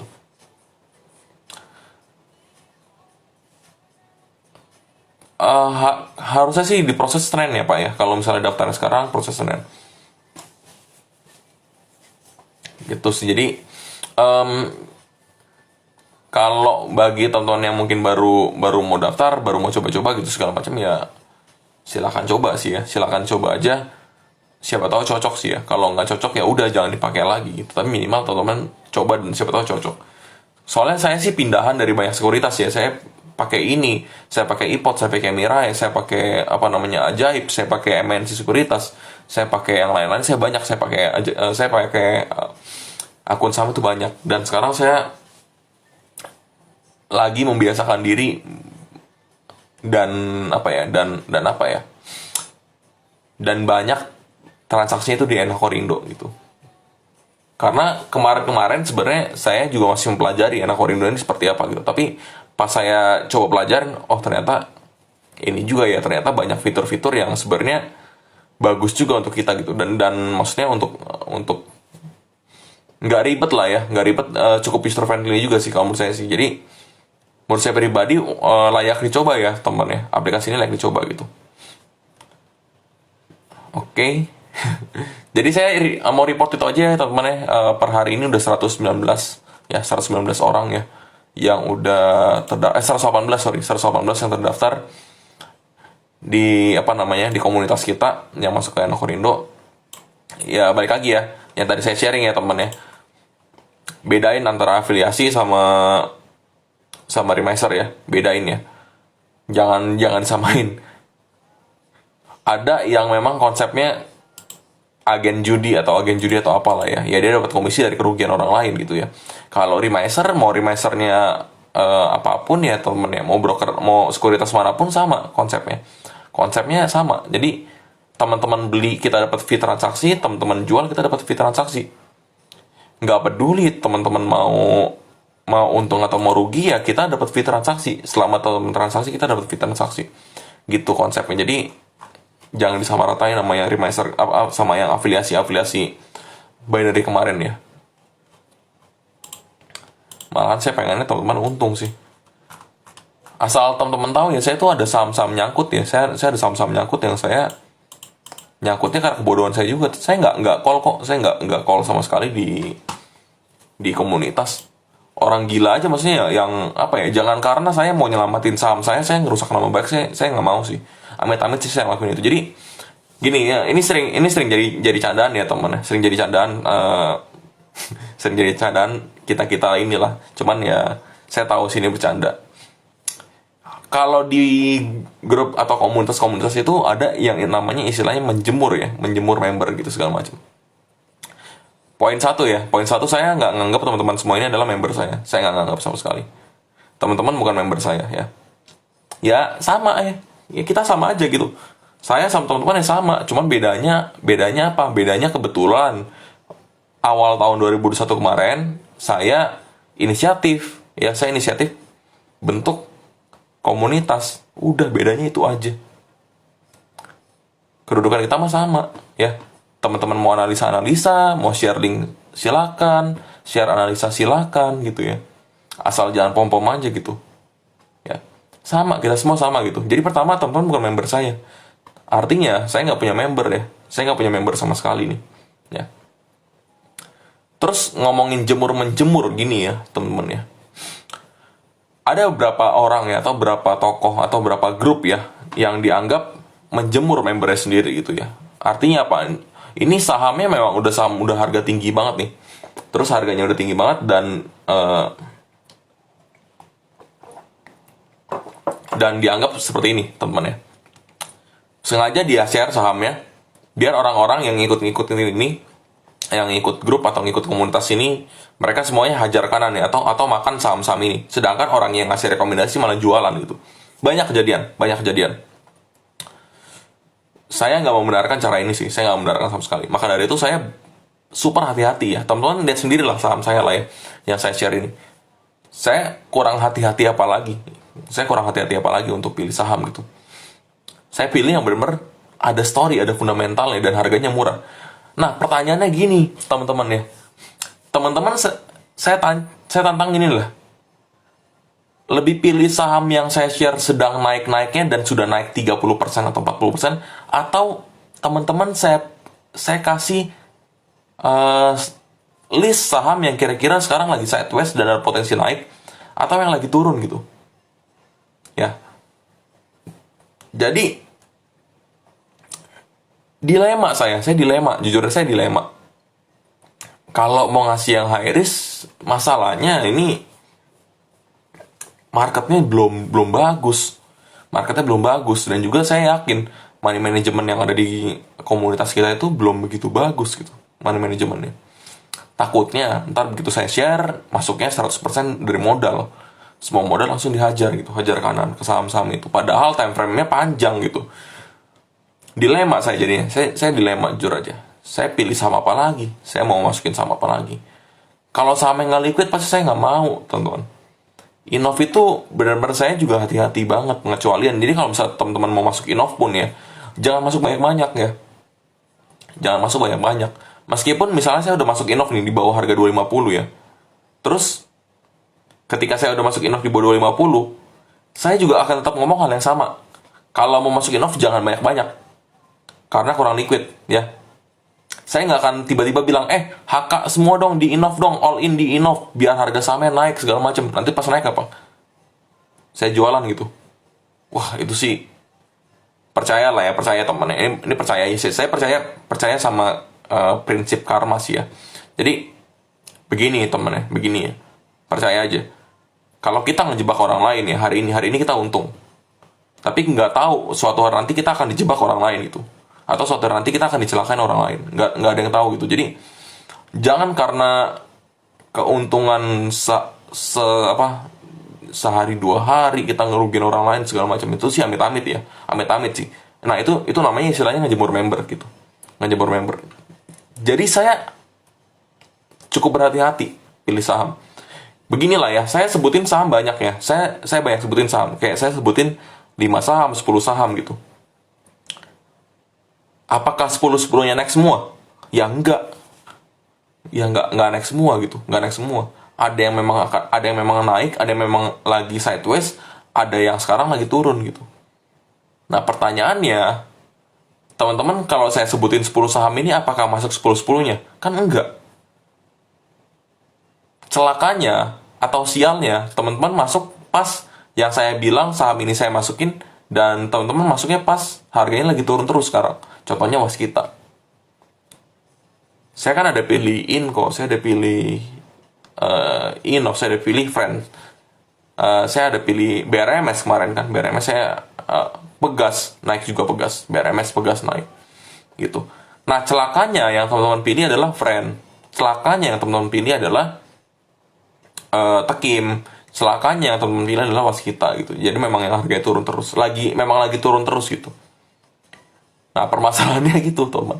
Permasalahannya dari semua yang saya sebutin ada yang naik, ada yang sideways, ada yang turun. Saya nggak tahu mana yang bakal naik duluan, saya nggak tahu. Tapi saya tahu yang saya listin ini adalah saham-saham murah gitu. Nah, Indi juga tuh ya. Indi juga saya udah info berulang kali kan ya. Naik juga Indi. Cuman saya lebih ingat saham yang rugi sih. Saya lebih ingat saham yang lagi turun sih dibandingkan saham yang lagi naik. Jujur aja. BRMS juga saya tadi hampir lupa sebenarnya. Apa ya? Kalau naik sih memang naiknya wajar sih ya, naik wajar sih ya, memang pasti naik kok ya. Saya analisa, saya yakin itu bakal naik kok, cuman saya nggak tahu kapan. Kayak yang sekarang saya sebutin juga ya, teman-teman catat lah ya, yang saya udah info di grup gitu ya. Sumarekon di harga berapa, ini di harga berapa, itu di harga berapa gitu ya. Memang ada yang naik, ada yang turun, jadi saya nggak tahu teman-teman ambilnya yang mana. Kalau teman-teman pas ambil yang turun, saya bingung juga gitu, bingung juga. Tapi yang pasti saya nggak berani, teman-teman. Saya nggak berani senekat itu. Saya nggak berani ngejemur orang senekat itu. Saya nggak berani. Gitu ya. Soalnya banyak, semakin kata orang-orang ya gini ya, semakin besar ya, semakin tinggi pohon, pasti akan semakin banyak yang menjatuhkan. Saya ngomong saya yang besar ya. Saya jangan salah tangkap. Saya ngomong komunitas kita. Semakin besar komunitas kita ya, semakin banyak orang yang akan menjatuhkan gitu. Komunitas ASG ya, saya kan awalnya memang buat itu kan, namanya juga analisa saham gratis. Di situ ada kata gratis kan, udah jelas-jelas gratis gitu. Masih nanya gitu kan ke saya kan, ada kelas berbayar nggak, buat grup VIP nggak. Saya aja udah jelas-jelas tulis di situ gratis gitu. Maksudnya clear loh gitu ya temen. Nah, mungkin banyak yang nggak senang ya, mungkin banyak yang nggak senang dengan cara berpikir saya atau segala macam gitu. Cuman saya yakin ya, semakin besar komunitas kita, semakin banyak yang akan, semakin banyak kejadian yang gak enak juga segala macam. Jadi teman-teman tetap harus growth juga gitu. Jangan melulu apa yang saya bilang A, teman-teman ikut A juga. Ya, karena ada resiko di mana semakin saya ngomong begini, mungkin kenyataannya ntar nggak akan sama di jangka pendek gitu sih ya. Oke, saya jawabin pertanyaan mungkin sedikit aja ya teman-teman ya. Ini kayaknya live-nya udah sejam lebih ya. kok bisa nentuin friend di 90, in-off di 250, inco di 4500, perhitungannya gimana? Di share dong. Simple ya. Kenapa saya bisa bilang friend di bawah 90, terus habis itu juga in-off di bawah 250, inco di 4500. Basically kita ngomongin chart di sini ya. Kita ngomongin chart, kita ngomongin volume profile, atau kita ngomongin kecenderungan, atau kita ngomongin base ya. Kita ngomongin base harga gitu, harga dasar. Nah, kita harus punya harga tawar ya, harga tawar atau margin of safety. Dan kita harus tahu harga sesungguhnya berapa gitu. Pertanyaannya gini, misalnya saya bilang harga friend harusnya di atau saya ngambil in-off lah ya, in-off atau inco deh, biar nggak in-off sama friend mulu gitu, inco ya. Contoh saya bilang 4.500 inco. Nah, kalau saya punya keyakinan inco di 6.000 gimana? Berarti kalau 6.000 sekarang 4.500, berarti kan saya punya diskon 25% gitu kan. Ya, artinya apa, saya bisa beli saham inco itu, kalau inco di 6.000 saya bisa beli di 4.500 ke bawah, saya punya diskon. Minimal diskon saya yang saya mau beli adalah 25% diskonnya ya. Karena kan 6.000 sama 4.500 kan diskon 25% gitu ya. Jadi begitu teman. Jadi ada range, ada MOS-nya gitu. Margin of safety-nya ada. Nah, dalam cost-nya ini kalau misalnya kita hitung ya, 6.000 bagi 4.500 itu kan kurang lebih kan sekitar 1,3 ya. Atau kurang lebih inco ini harus minus 33% dulu, baru kita bisa dapat harga tawar ya.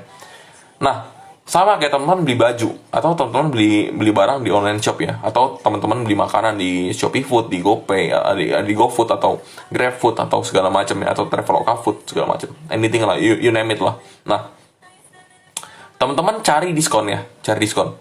Terus teman-teman bilang, dia kalau nggak diskon 10.000 gue nggak mau beli. Nasi goreng ini kalau nggak diskon 15.000 gue nggak mau beli. Atau contohnya ya, barang ini kalau nggak diskon 30% gue nggak mau beli. Sama, ini yang saya lakuin temen, ini yang saya lakuin, MOS gitu ya. Sama, ini perspektif, ada perspektifnya juga. Kalau saya bilang friend dia 150 ya, saya minta diskon yang tinggi gitu. Saya minta diskon yang tinggi. Contoh ya. Sekarang harganya 90 ya. 150 bagi 90. Atau enggak 90 bagi. Nah, saya minta diskon yang tinggi. Gue baru mau beli friend kalau diskonnya 40% ya. Atau sekarang nilainya jadi 0,6 ya. 190 bagi 150 kan 0,6 kan. Gue baru mau beli friend kalau gue dikasih diskon 40% lebih. Karena harga target gue dari 150. Ya udah. Sama kayak kita beli makanan tadi ya. Kalau nggak diskon 40% gue nggak mau beli. Sama kayak gini, persis. Nah, terus in-off juga ya, punya target misalnya di 800 atau punya target di 500 gitu ya. Target pendek misalnya 500 gitu ya. In-off kalau nggak diskon 50% gue nggak mau beli. In-off kalau nggak beggar gue nggak mau beli. Jadi kalau misalnya in-off beggar artinya apa? In-off bakal ke 500 kalau kita belinya di 250 gitu. Nah, sekarang balik lagi ke pertanyaan teman-teman semua gitu. Teman-teman yakin nggak friend bakal 150? Teman-teman yakin nggak inco bakal 6.000? Teman-teman yakin nggak in-off bakal 500 atau nanti nextnya bisa 800 gitu? Permasalahannya kan nggak semua orang yakin kan. Kalau nggak yakin, teman-teman yakinnya berapa? Jadi kita sekarang simulasi aja gitu. Sekarang simulasi. Saya sebutin contohnya saham apa ya enaknya ya. Udah pada naik soalnya. MTech ya. Kita sebutin MTech lah ya. MTech. Contoh ya, chart. Atau jangan MTech deh, MTech kan new economy. Kita pilih saham lain deh ya. Kita cari saham yang memang konsepnya masih masih masuk akal gitu. Coba contoh sahamnya yang sehat ya, BBRI misalnya.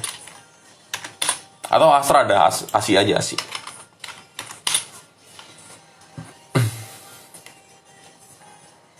Sebentar ya, review saya nge-lag.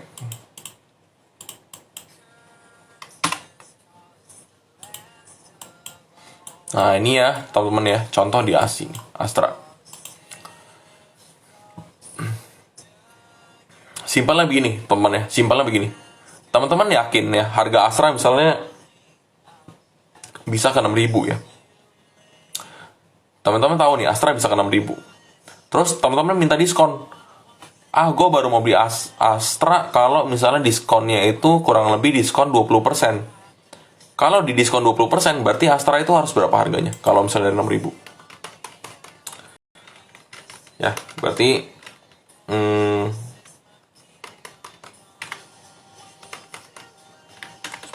bagi 8 dikali 6.000.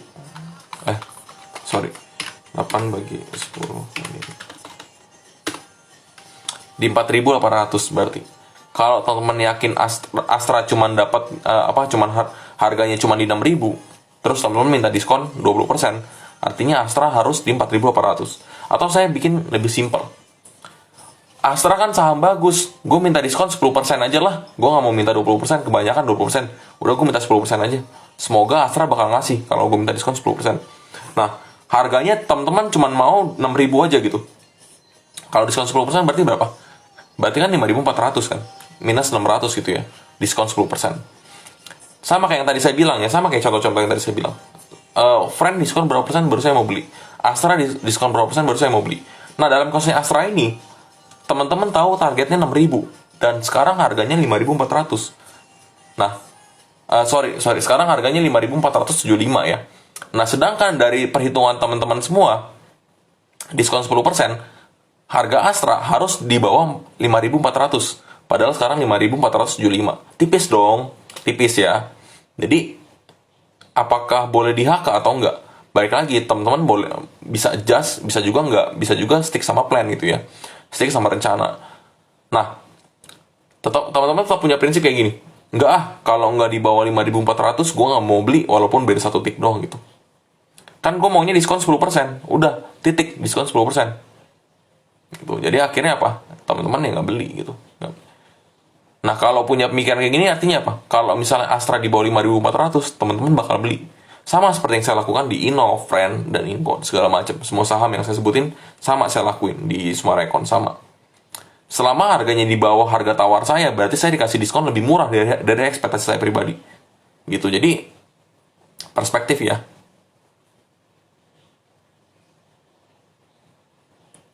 Yang terpenting sebenarnya bukan masalah harga wajar doang, tapi masalah margin of safety. Seberapa dalam teman-teman mau nawar gitu.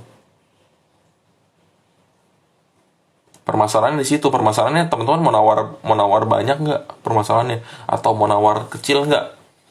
Ada yang mungkin beranggapan gini, Astra di 6.500, Astra di 7.000. Tapi kan ada orang yang anggap Astra di 6.000. Atau ada orang yang anggap Astra di 9.000, ada orang yang anggap Astra di 8.000 segala macam.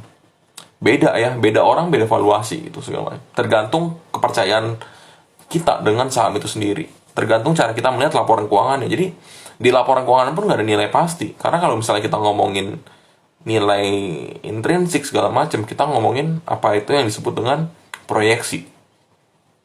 Kalau kita ngomongin proyeksi, ya kita pasti banyak biasnya.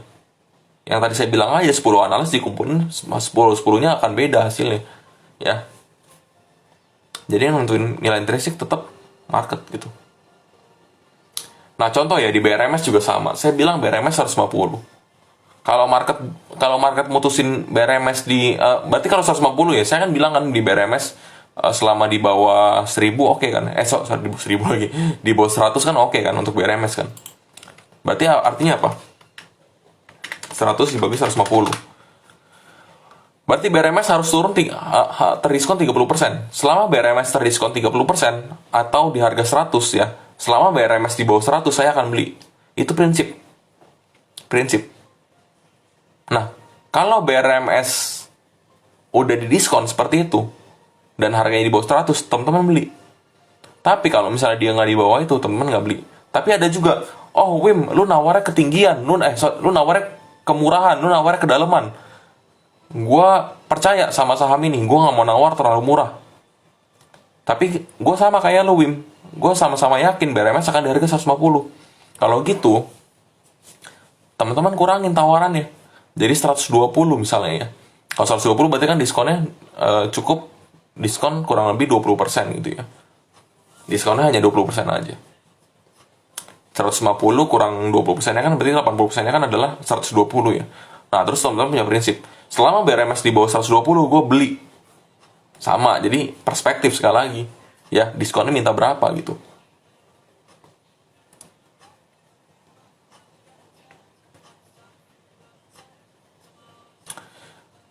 Apa berarti saya nggak akan cut loss kalau saham yang saya pilih turun terus? Tergantung karena gini, kadang-kadang di awal kita itu udah salah dari awal, tapi kita nggak tahu kita salah dari awal. Contoh, ada beberapa saham yang saya itu ngerasa saya salah di awal. Dari awal saya udah salah menganalisa gitu.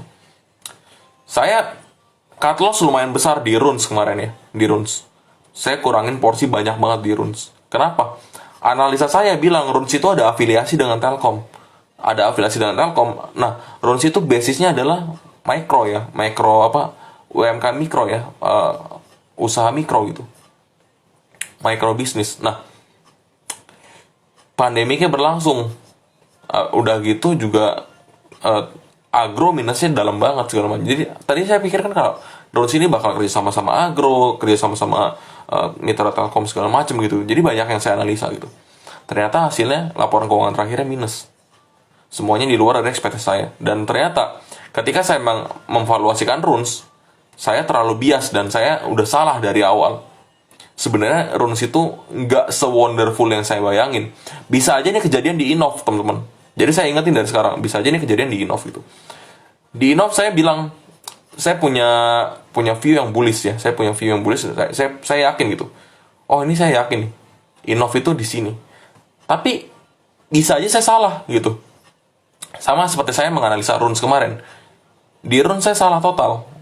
Saya salah dari awal. Saya over expect sama saham itu dari awal. Bisa aja di Innov juga saya over expect gitu, teman-teman. Jadi jangan pernah telan mentah-mentah apa yang saya bilang gitu. Maksudnya teman-teman juga Dior ya. selalu riset sendiri juga gitu. Jangan yang saya ngomong A, teman-teman A gitu. Sampai sejauh ini saya yakin. Sama seperti runs kemarin. Sampai dia belum ngeluarin laporan keuangan, saya yakin dengan runs. Tapi laporan keuangannya minus.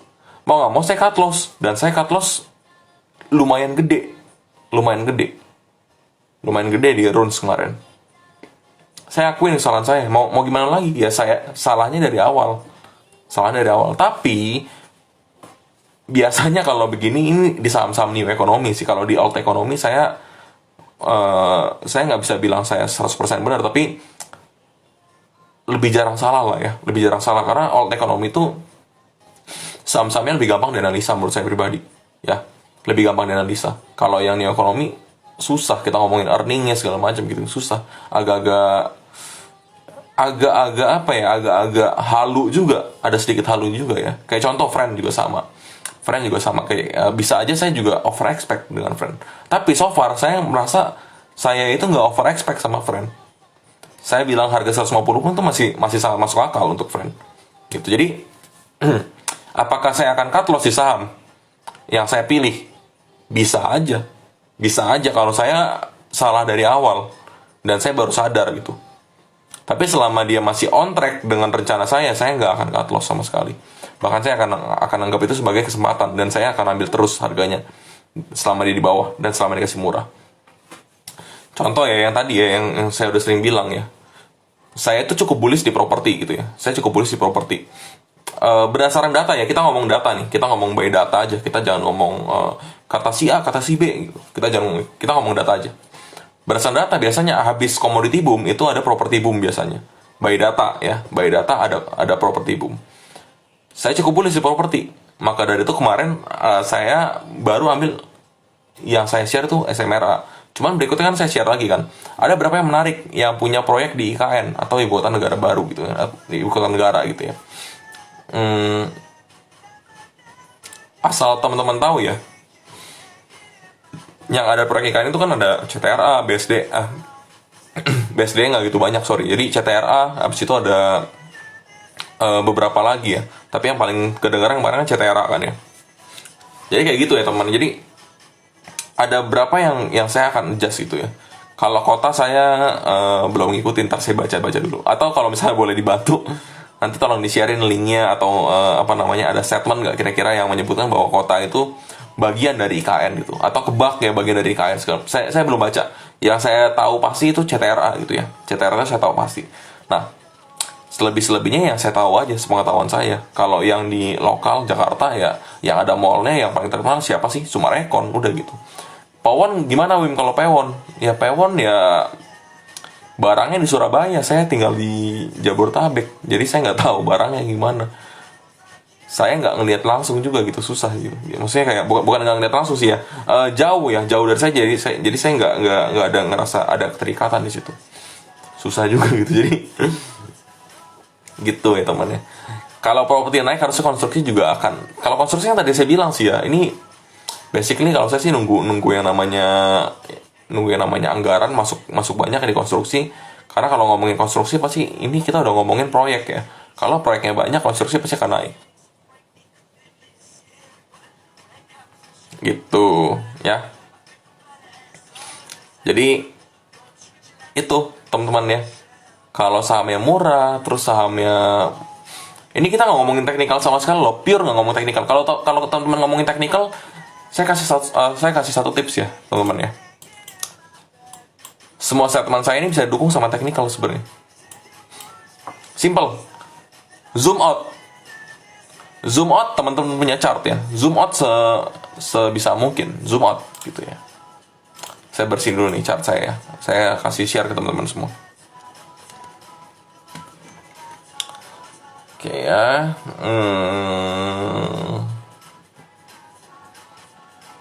Oke ya, ini Astra yang tadi saya bilang ya. Sebagian orang lihat Astra itu begini, teman-teman ya. Sebagian orang lihat Astra begini. Dibuatlah chart pattern segala macam gini-gini kan ya. Dibuat chart pattern. Ini saya asal-asalan aja ya teman ya. Dibuat chart pattern atau dibuat channel. Bisa aja dibuat channel gitu ya.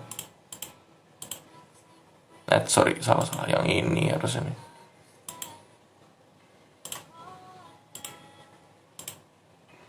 Dibuat channel bisa aja begini ya. Tapi kalau kita ngomongin yang basicnya tadi adalah kita bisa pakai cara yang paling simple. Zoom out, kecilin ya, zoom out kecilin. Nggak usah aneh-aneh, pakai ini aja. Support resist.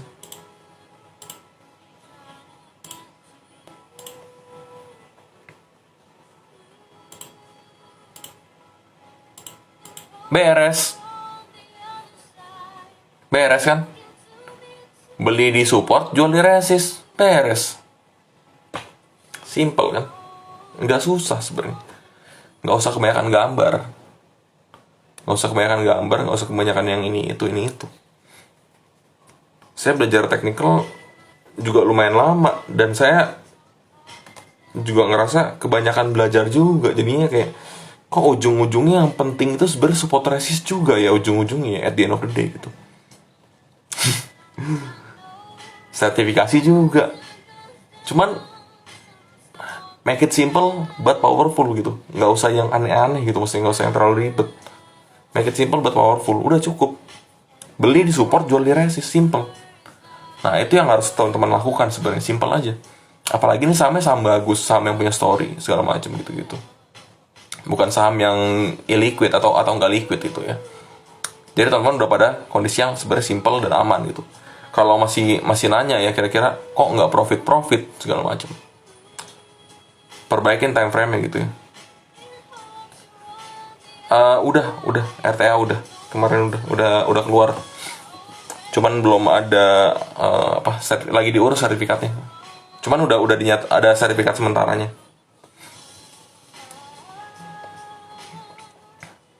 Supply and demand penting tuh. Supply and demand tercermin di mana? Bisa tercermin dari volume ya. Dari volume juga tercermin tuh supply and demand.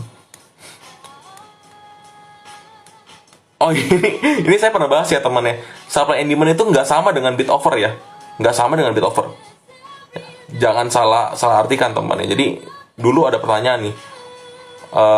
Wah gila nih, bidnya tebel banget, sahamnya bakal naik. Nggak taunya malah diguyur. Wah gila, offernya gede banget, bakal diguyur kita nih, bakal turun sahamnya. Ternyata sahamnya malah naik, bukannya turun malah naik. Jadi malah berkebalikan. Gini, Ini kok kencang banget ya musiknya ya. Sebentar. Wait ya. Oke, jadi supply and demand berarti kan permintaan dan penawaran ya. Penawaran dan permintaan.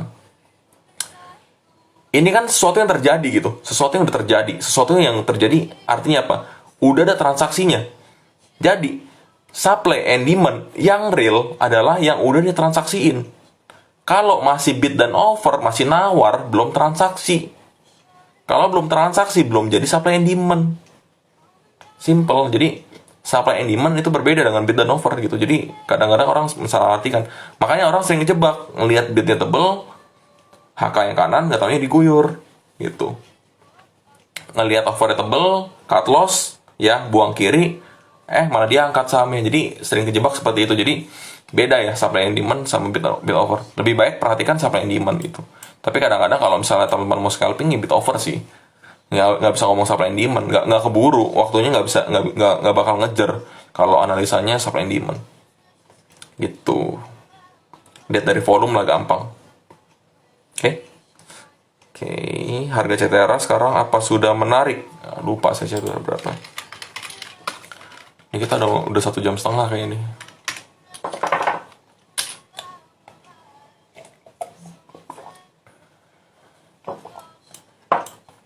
Ini ada best ya, CTRA. Beli support, jual di resist, simple ya. Simple. Oh, baterai saya udah mau habis nih. Oke ya. Sebentar lagi saya close ya temen ya. Beli di support, jual di resist ya. Ini harga sekarang menarik apa enggak ya? Ini kan ada base areanya ya. Base areanya di harga 815 840. Ya 840 lah ya. Kita tulis 840 di sini.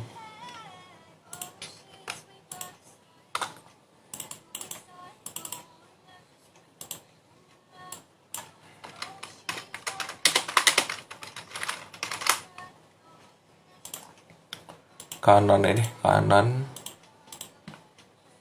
atas ya.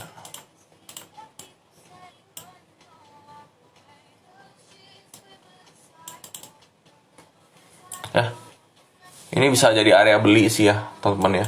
Terus kemarin ada rejection, ada masih naik nih, cuman ya belum bisa dipastikan. Kecuali ini kita ngomongin time frame apa dulu nih? Beda pasti nih. Time frame panjang ya ini, time frame panjang ya udah ini patokannya ini plus minus berapa tik, oke lah dari sini lah. Tapi kalau time frame pendek, teman-teman lihat ini ada chartnya nih, ada candlesticknya. Time frame pendek kalau misalnya begini gimana yang harus teman-teman lakukan? Simple. Saya gedein lagi deh. Nah ini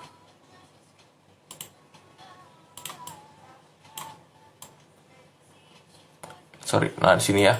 Nah, teman-teman harus breakout dulu nih. Breakout dari candle ini dulu nih, candle yang bawah ini karena dia punya ekor kan. Jadi kita anggap ini adalah lowest-nya dia nih.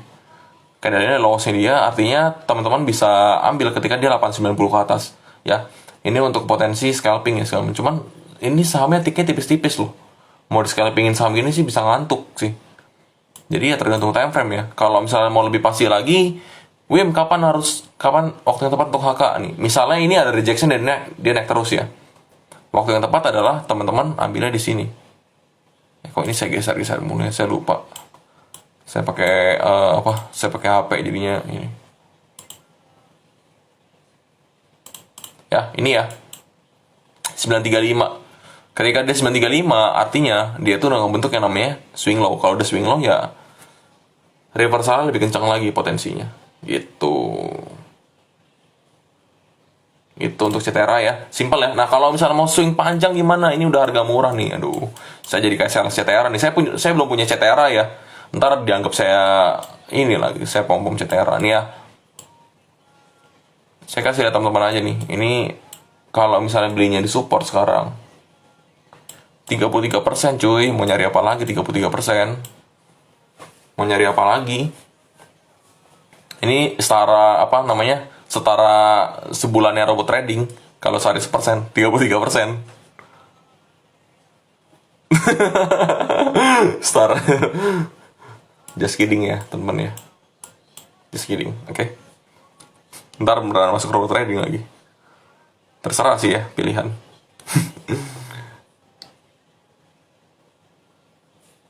Oke. Boleh, boleh kok. Boleh ntar kita bahas ya. Apa nih? Di apa live berikutnya atau apa? Boleh. Oke, oke ya. Saya nggak ahli scalping teman, jadi dengerin saya sih pasti ngaco. Teman-teman kalau misalnya dengerin saya ngomongin tentang scalping pasti ngaco. Saya mah mendingan ngaku aja di awal gitu. Saya nggak jago scalping. Banyak ngaconya cuy. Kalau kalau swing ya masih lah, masih oke lah. Swing. Scalping jangan dengerin saya, cari di YouTube aja banyak banyak yang lebih benar. Ngawur, agak-agak ngawur kalau saya ini. Oke? Saya nggak upload di YouTube ya, ini langsung di IG aja lah ya. Ntar kayak kemarin lagi upload di YouTube ternyata malah malah ini malah malah ngaco kan, soundnya hilang semua segala macam pas saya download. Jadi ini saya upload di IG aja ya, tetap ya teman-teman ya. Saya nggak tahu ini udah live yang keberapa ya, saya udah nggak inget lagi nih. Di IG ya teman ya, saya udah nggak mau upload di YouTube lagi lah, pusing lah kalau di YouTube ntar kayak kemarin lagi ngaco-ngaco ya. Kalau di YouTube ntar saya nggak tahu konten apa yang akan saya buat, cuman saya cari ide dulu ya, kira-kira konten apa yang menarik atau teman-teman bisa kasih ide ya. Atau saya ini aja lah ya, saya buat konten prank aja kali ya di YouTube ya, biar rame gitu segala macam. Buat konten prank atau konten apa gitu, atau saya ngomongin atau saya julitin orang lain atau apa gitu ya, biar rame. Atau konten mukbang atau apa. Saya nggak tahu lah, saya masih buat apa di YouTube, nggak tahu itu.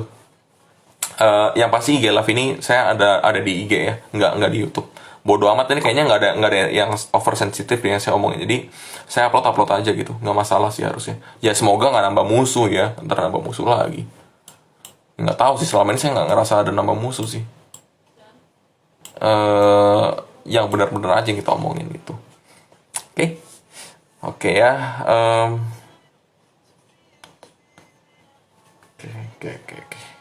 Kayaknya nggak ada lagi yang bisa saya sampaikan sih per hari ini.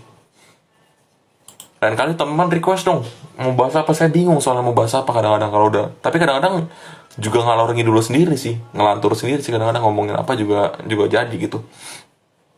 Oke ya, ntar diingetin lagi ya di Telegram ya, kalau ngomongnya sekarang pasti saya lupa gitu. Oke. Kira-kira apa ya? Harusnya udah semua sih ya. Oke itu ya teman-teman ya. Ini saya jualan sekali lagi. Saya jadi sales sekali lagi terakhir kali ini ya. Sampai tanggal 31 ya teman-teman, sampai tanggal 31 Januari ini kan hari Senin ya. Sampai hari Senin masih ada pendaftaran di Enakorindo tuh ya. Ini saya jadi sales untuk terakhir kali ini ya. Daftar Enakorindo, cobain aja dulu. Cobain. Nah, cobain dulu. Kalau nyaman ya siapa tahu ketagihan lah ya. Awalnya coba-coba, siapa tahu kan ketagihan kan ya. Coba dulu aja, Enakorindo modal 1 juta gitu ya, top up 1 juta gitu ya. Jadi coba dulu, kalau nyaman silakan lanjut ya. Kalau misalnya teman-teman boleh DM saya ya, Wim, gue kayaknya jatuh hati nih sama Enakorindo nih, gue mau top up banyak di Enakorindo, gue mau transaksi gede di Enakorindo. Kita buktiin selama sebulan pertama ya, atau 2 bulan pertama. Kalau transaksi teman-teman memang besar dan memang memang menarik gitu ya, saya bisa bantu ajukan untuk penurunan fee ya. Cuman jangan minta fee-nya 0,1%, 0,2%. Bisa aja. Tapi ini yang saya ngomongin fee permanen loh. Saya bukan ngomongin fee sementara gitu ya. Kecuali teman-teman transaksinya kayak Om Bekti, kayak apa, Kobelvin. Ya monggo, kalau misalnya transaksi segitu saya ajuin semurah mungkin. Kalau transaksinya apa ya, yang masuk akal lah, yang masuk nalar gitu ya.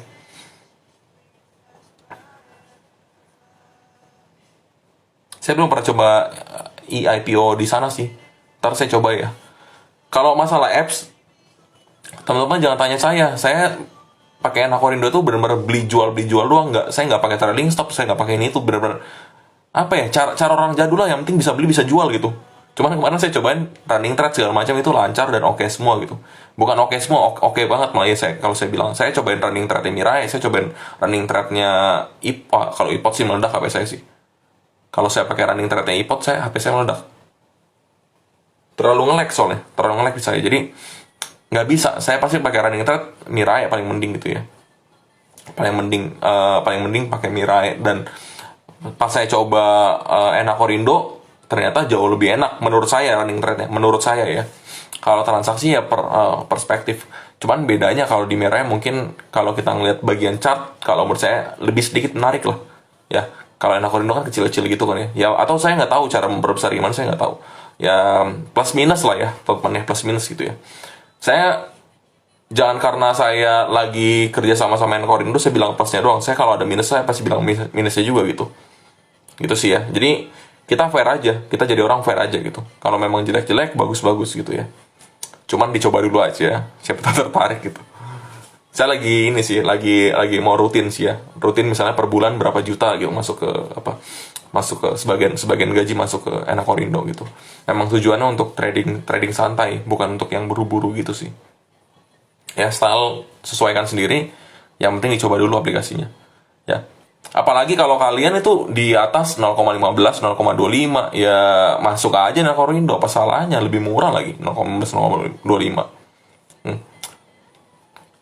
Intinya kita ada tim lah ya yang mau ngebantu gitu. Jadi apapun keluhan, ada keluhan apapun ya so far masih fast respon segala macam.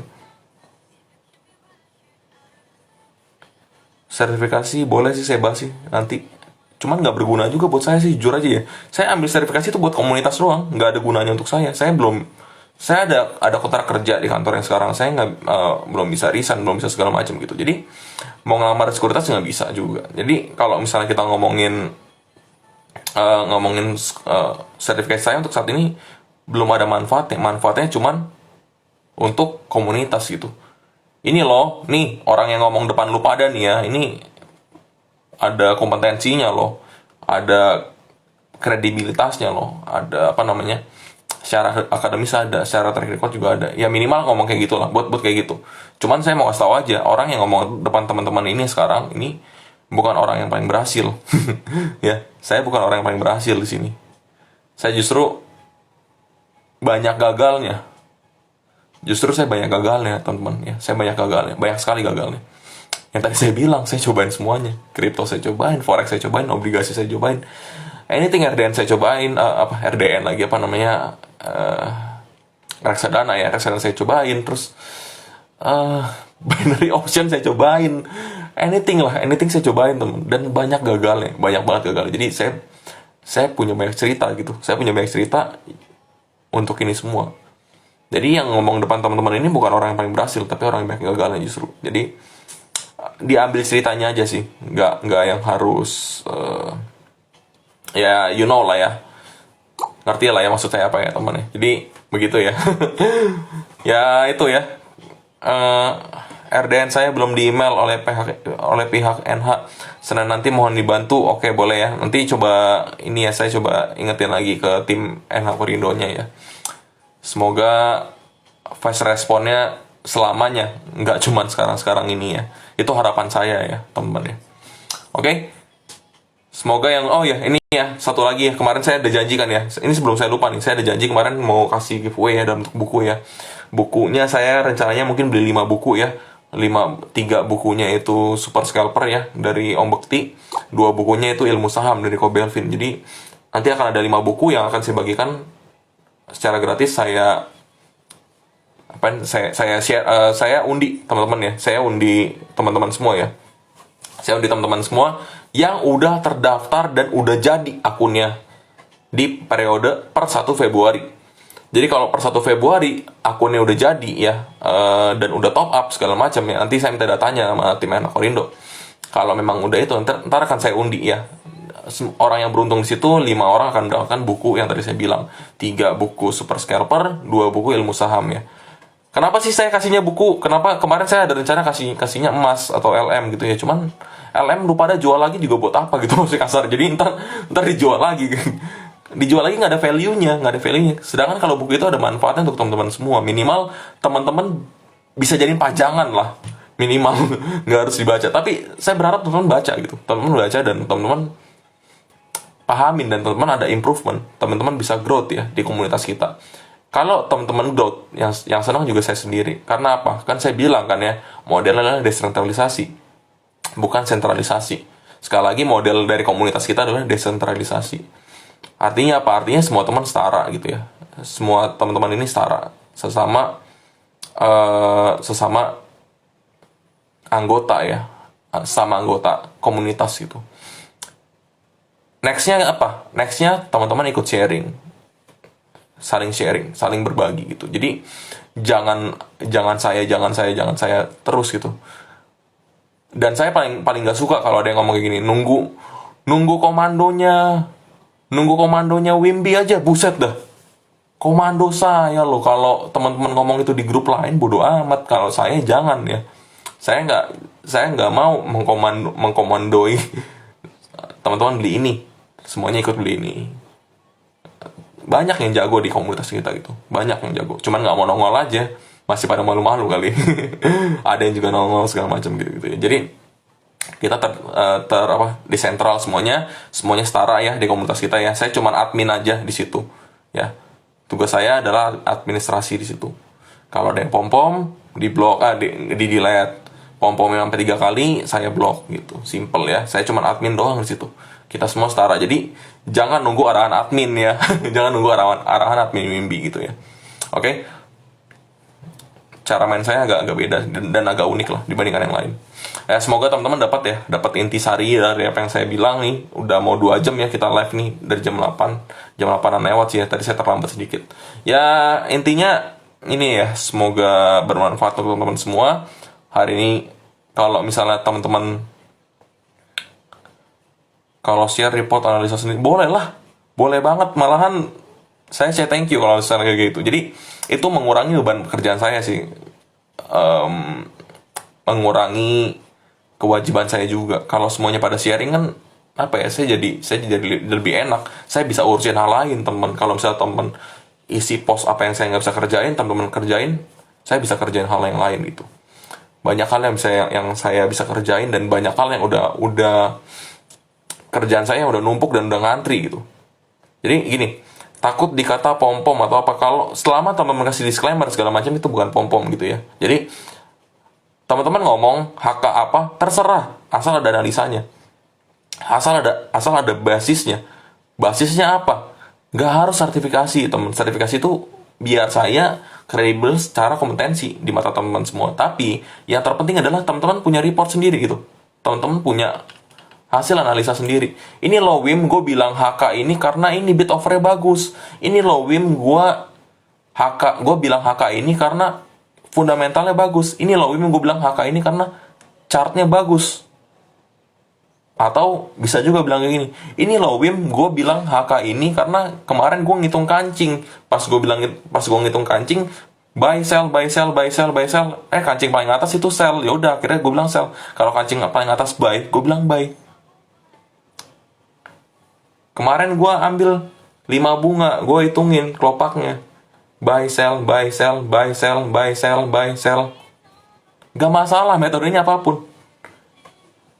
Wim, kemarin gue ngelempar koin, Wim.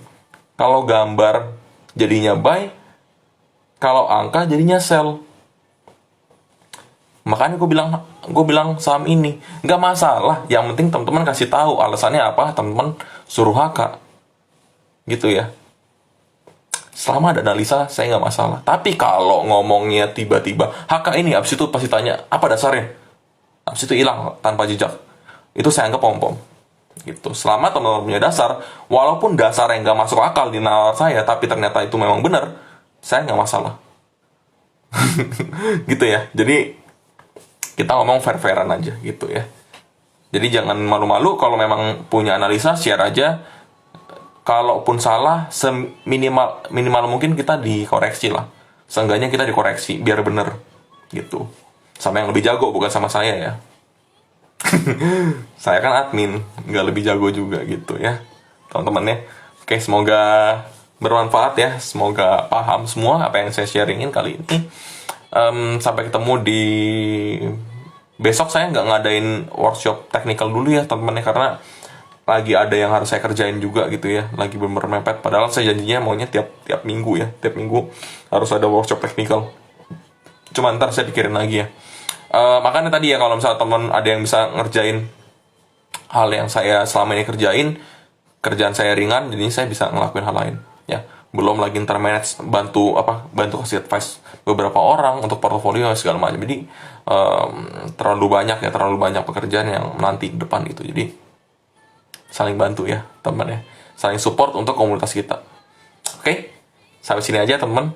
Thank you udah dengerin celotehan saya dari jam 8 hampir 2 jam ya. Semoga bermanfaat and happy weekend. See you.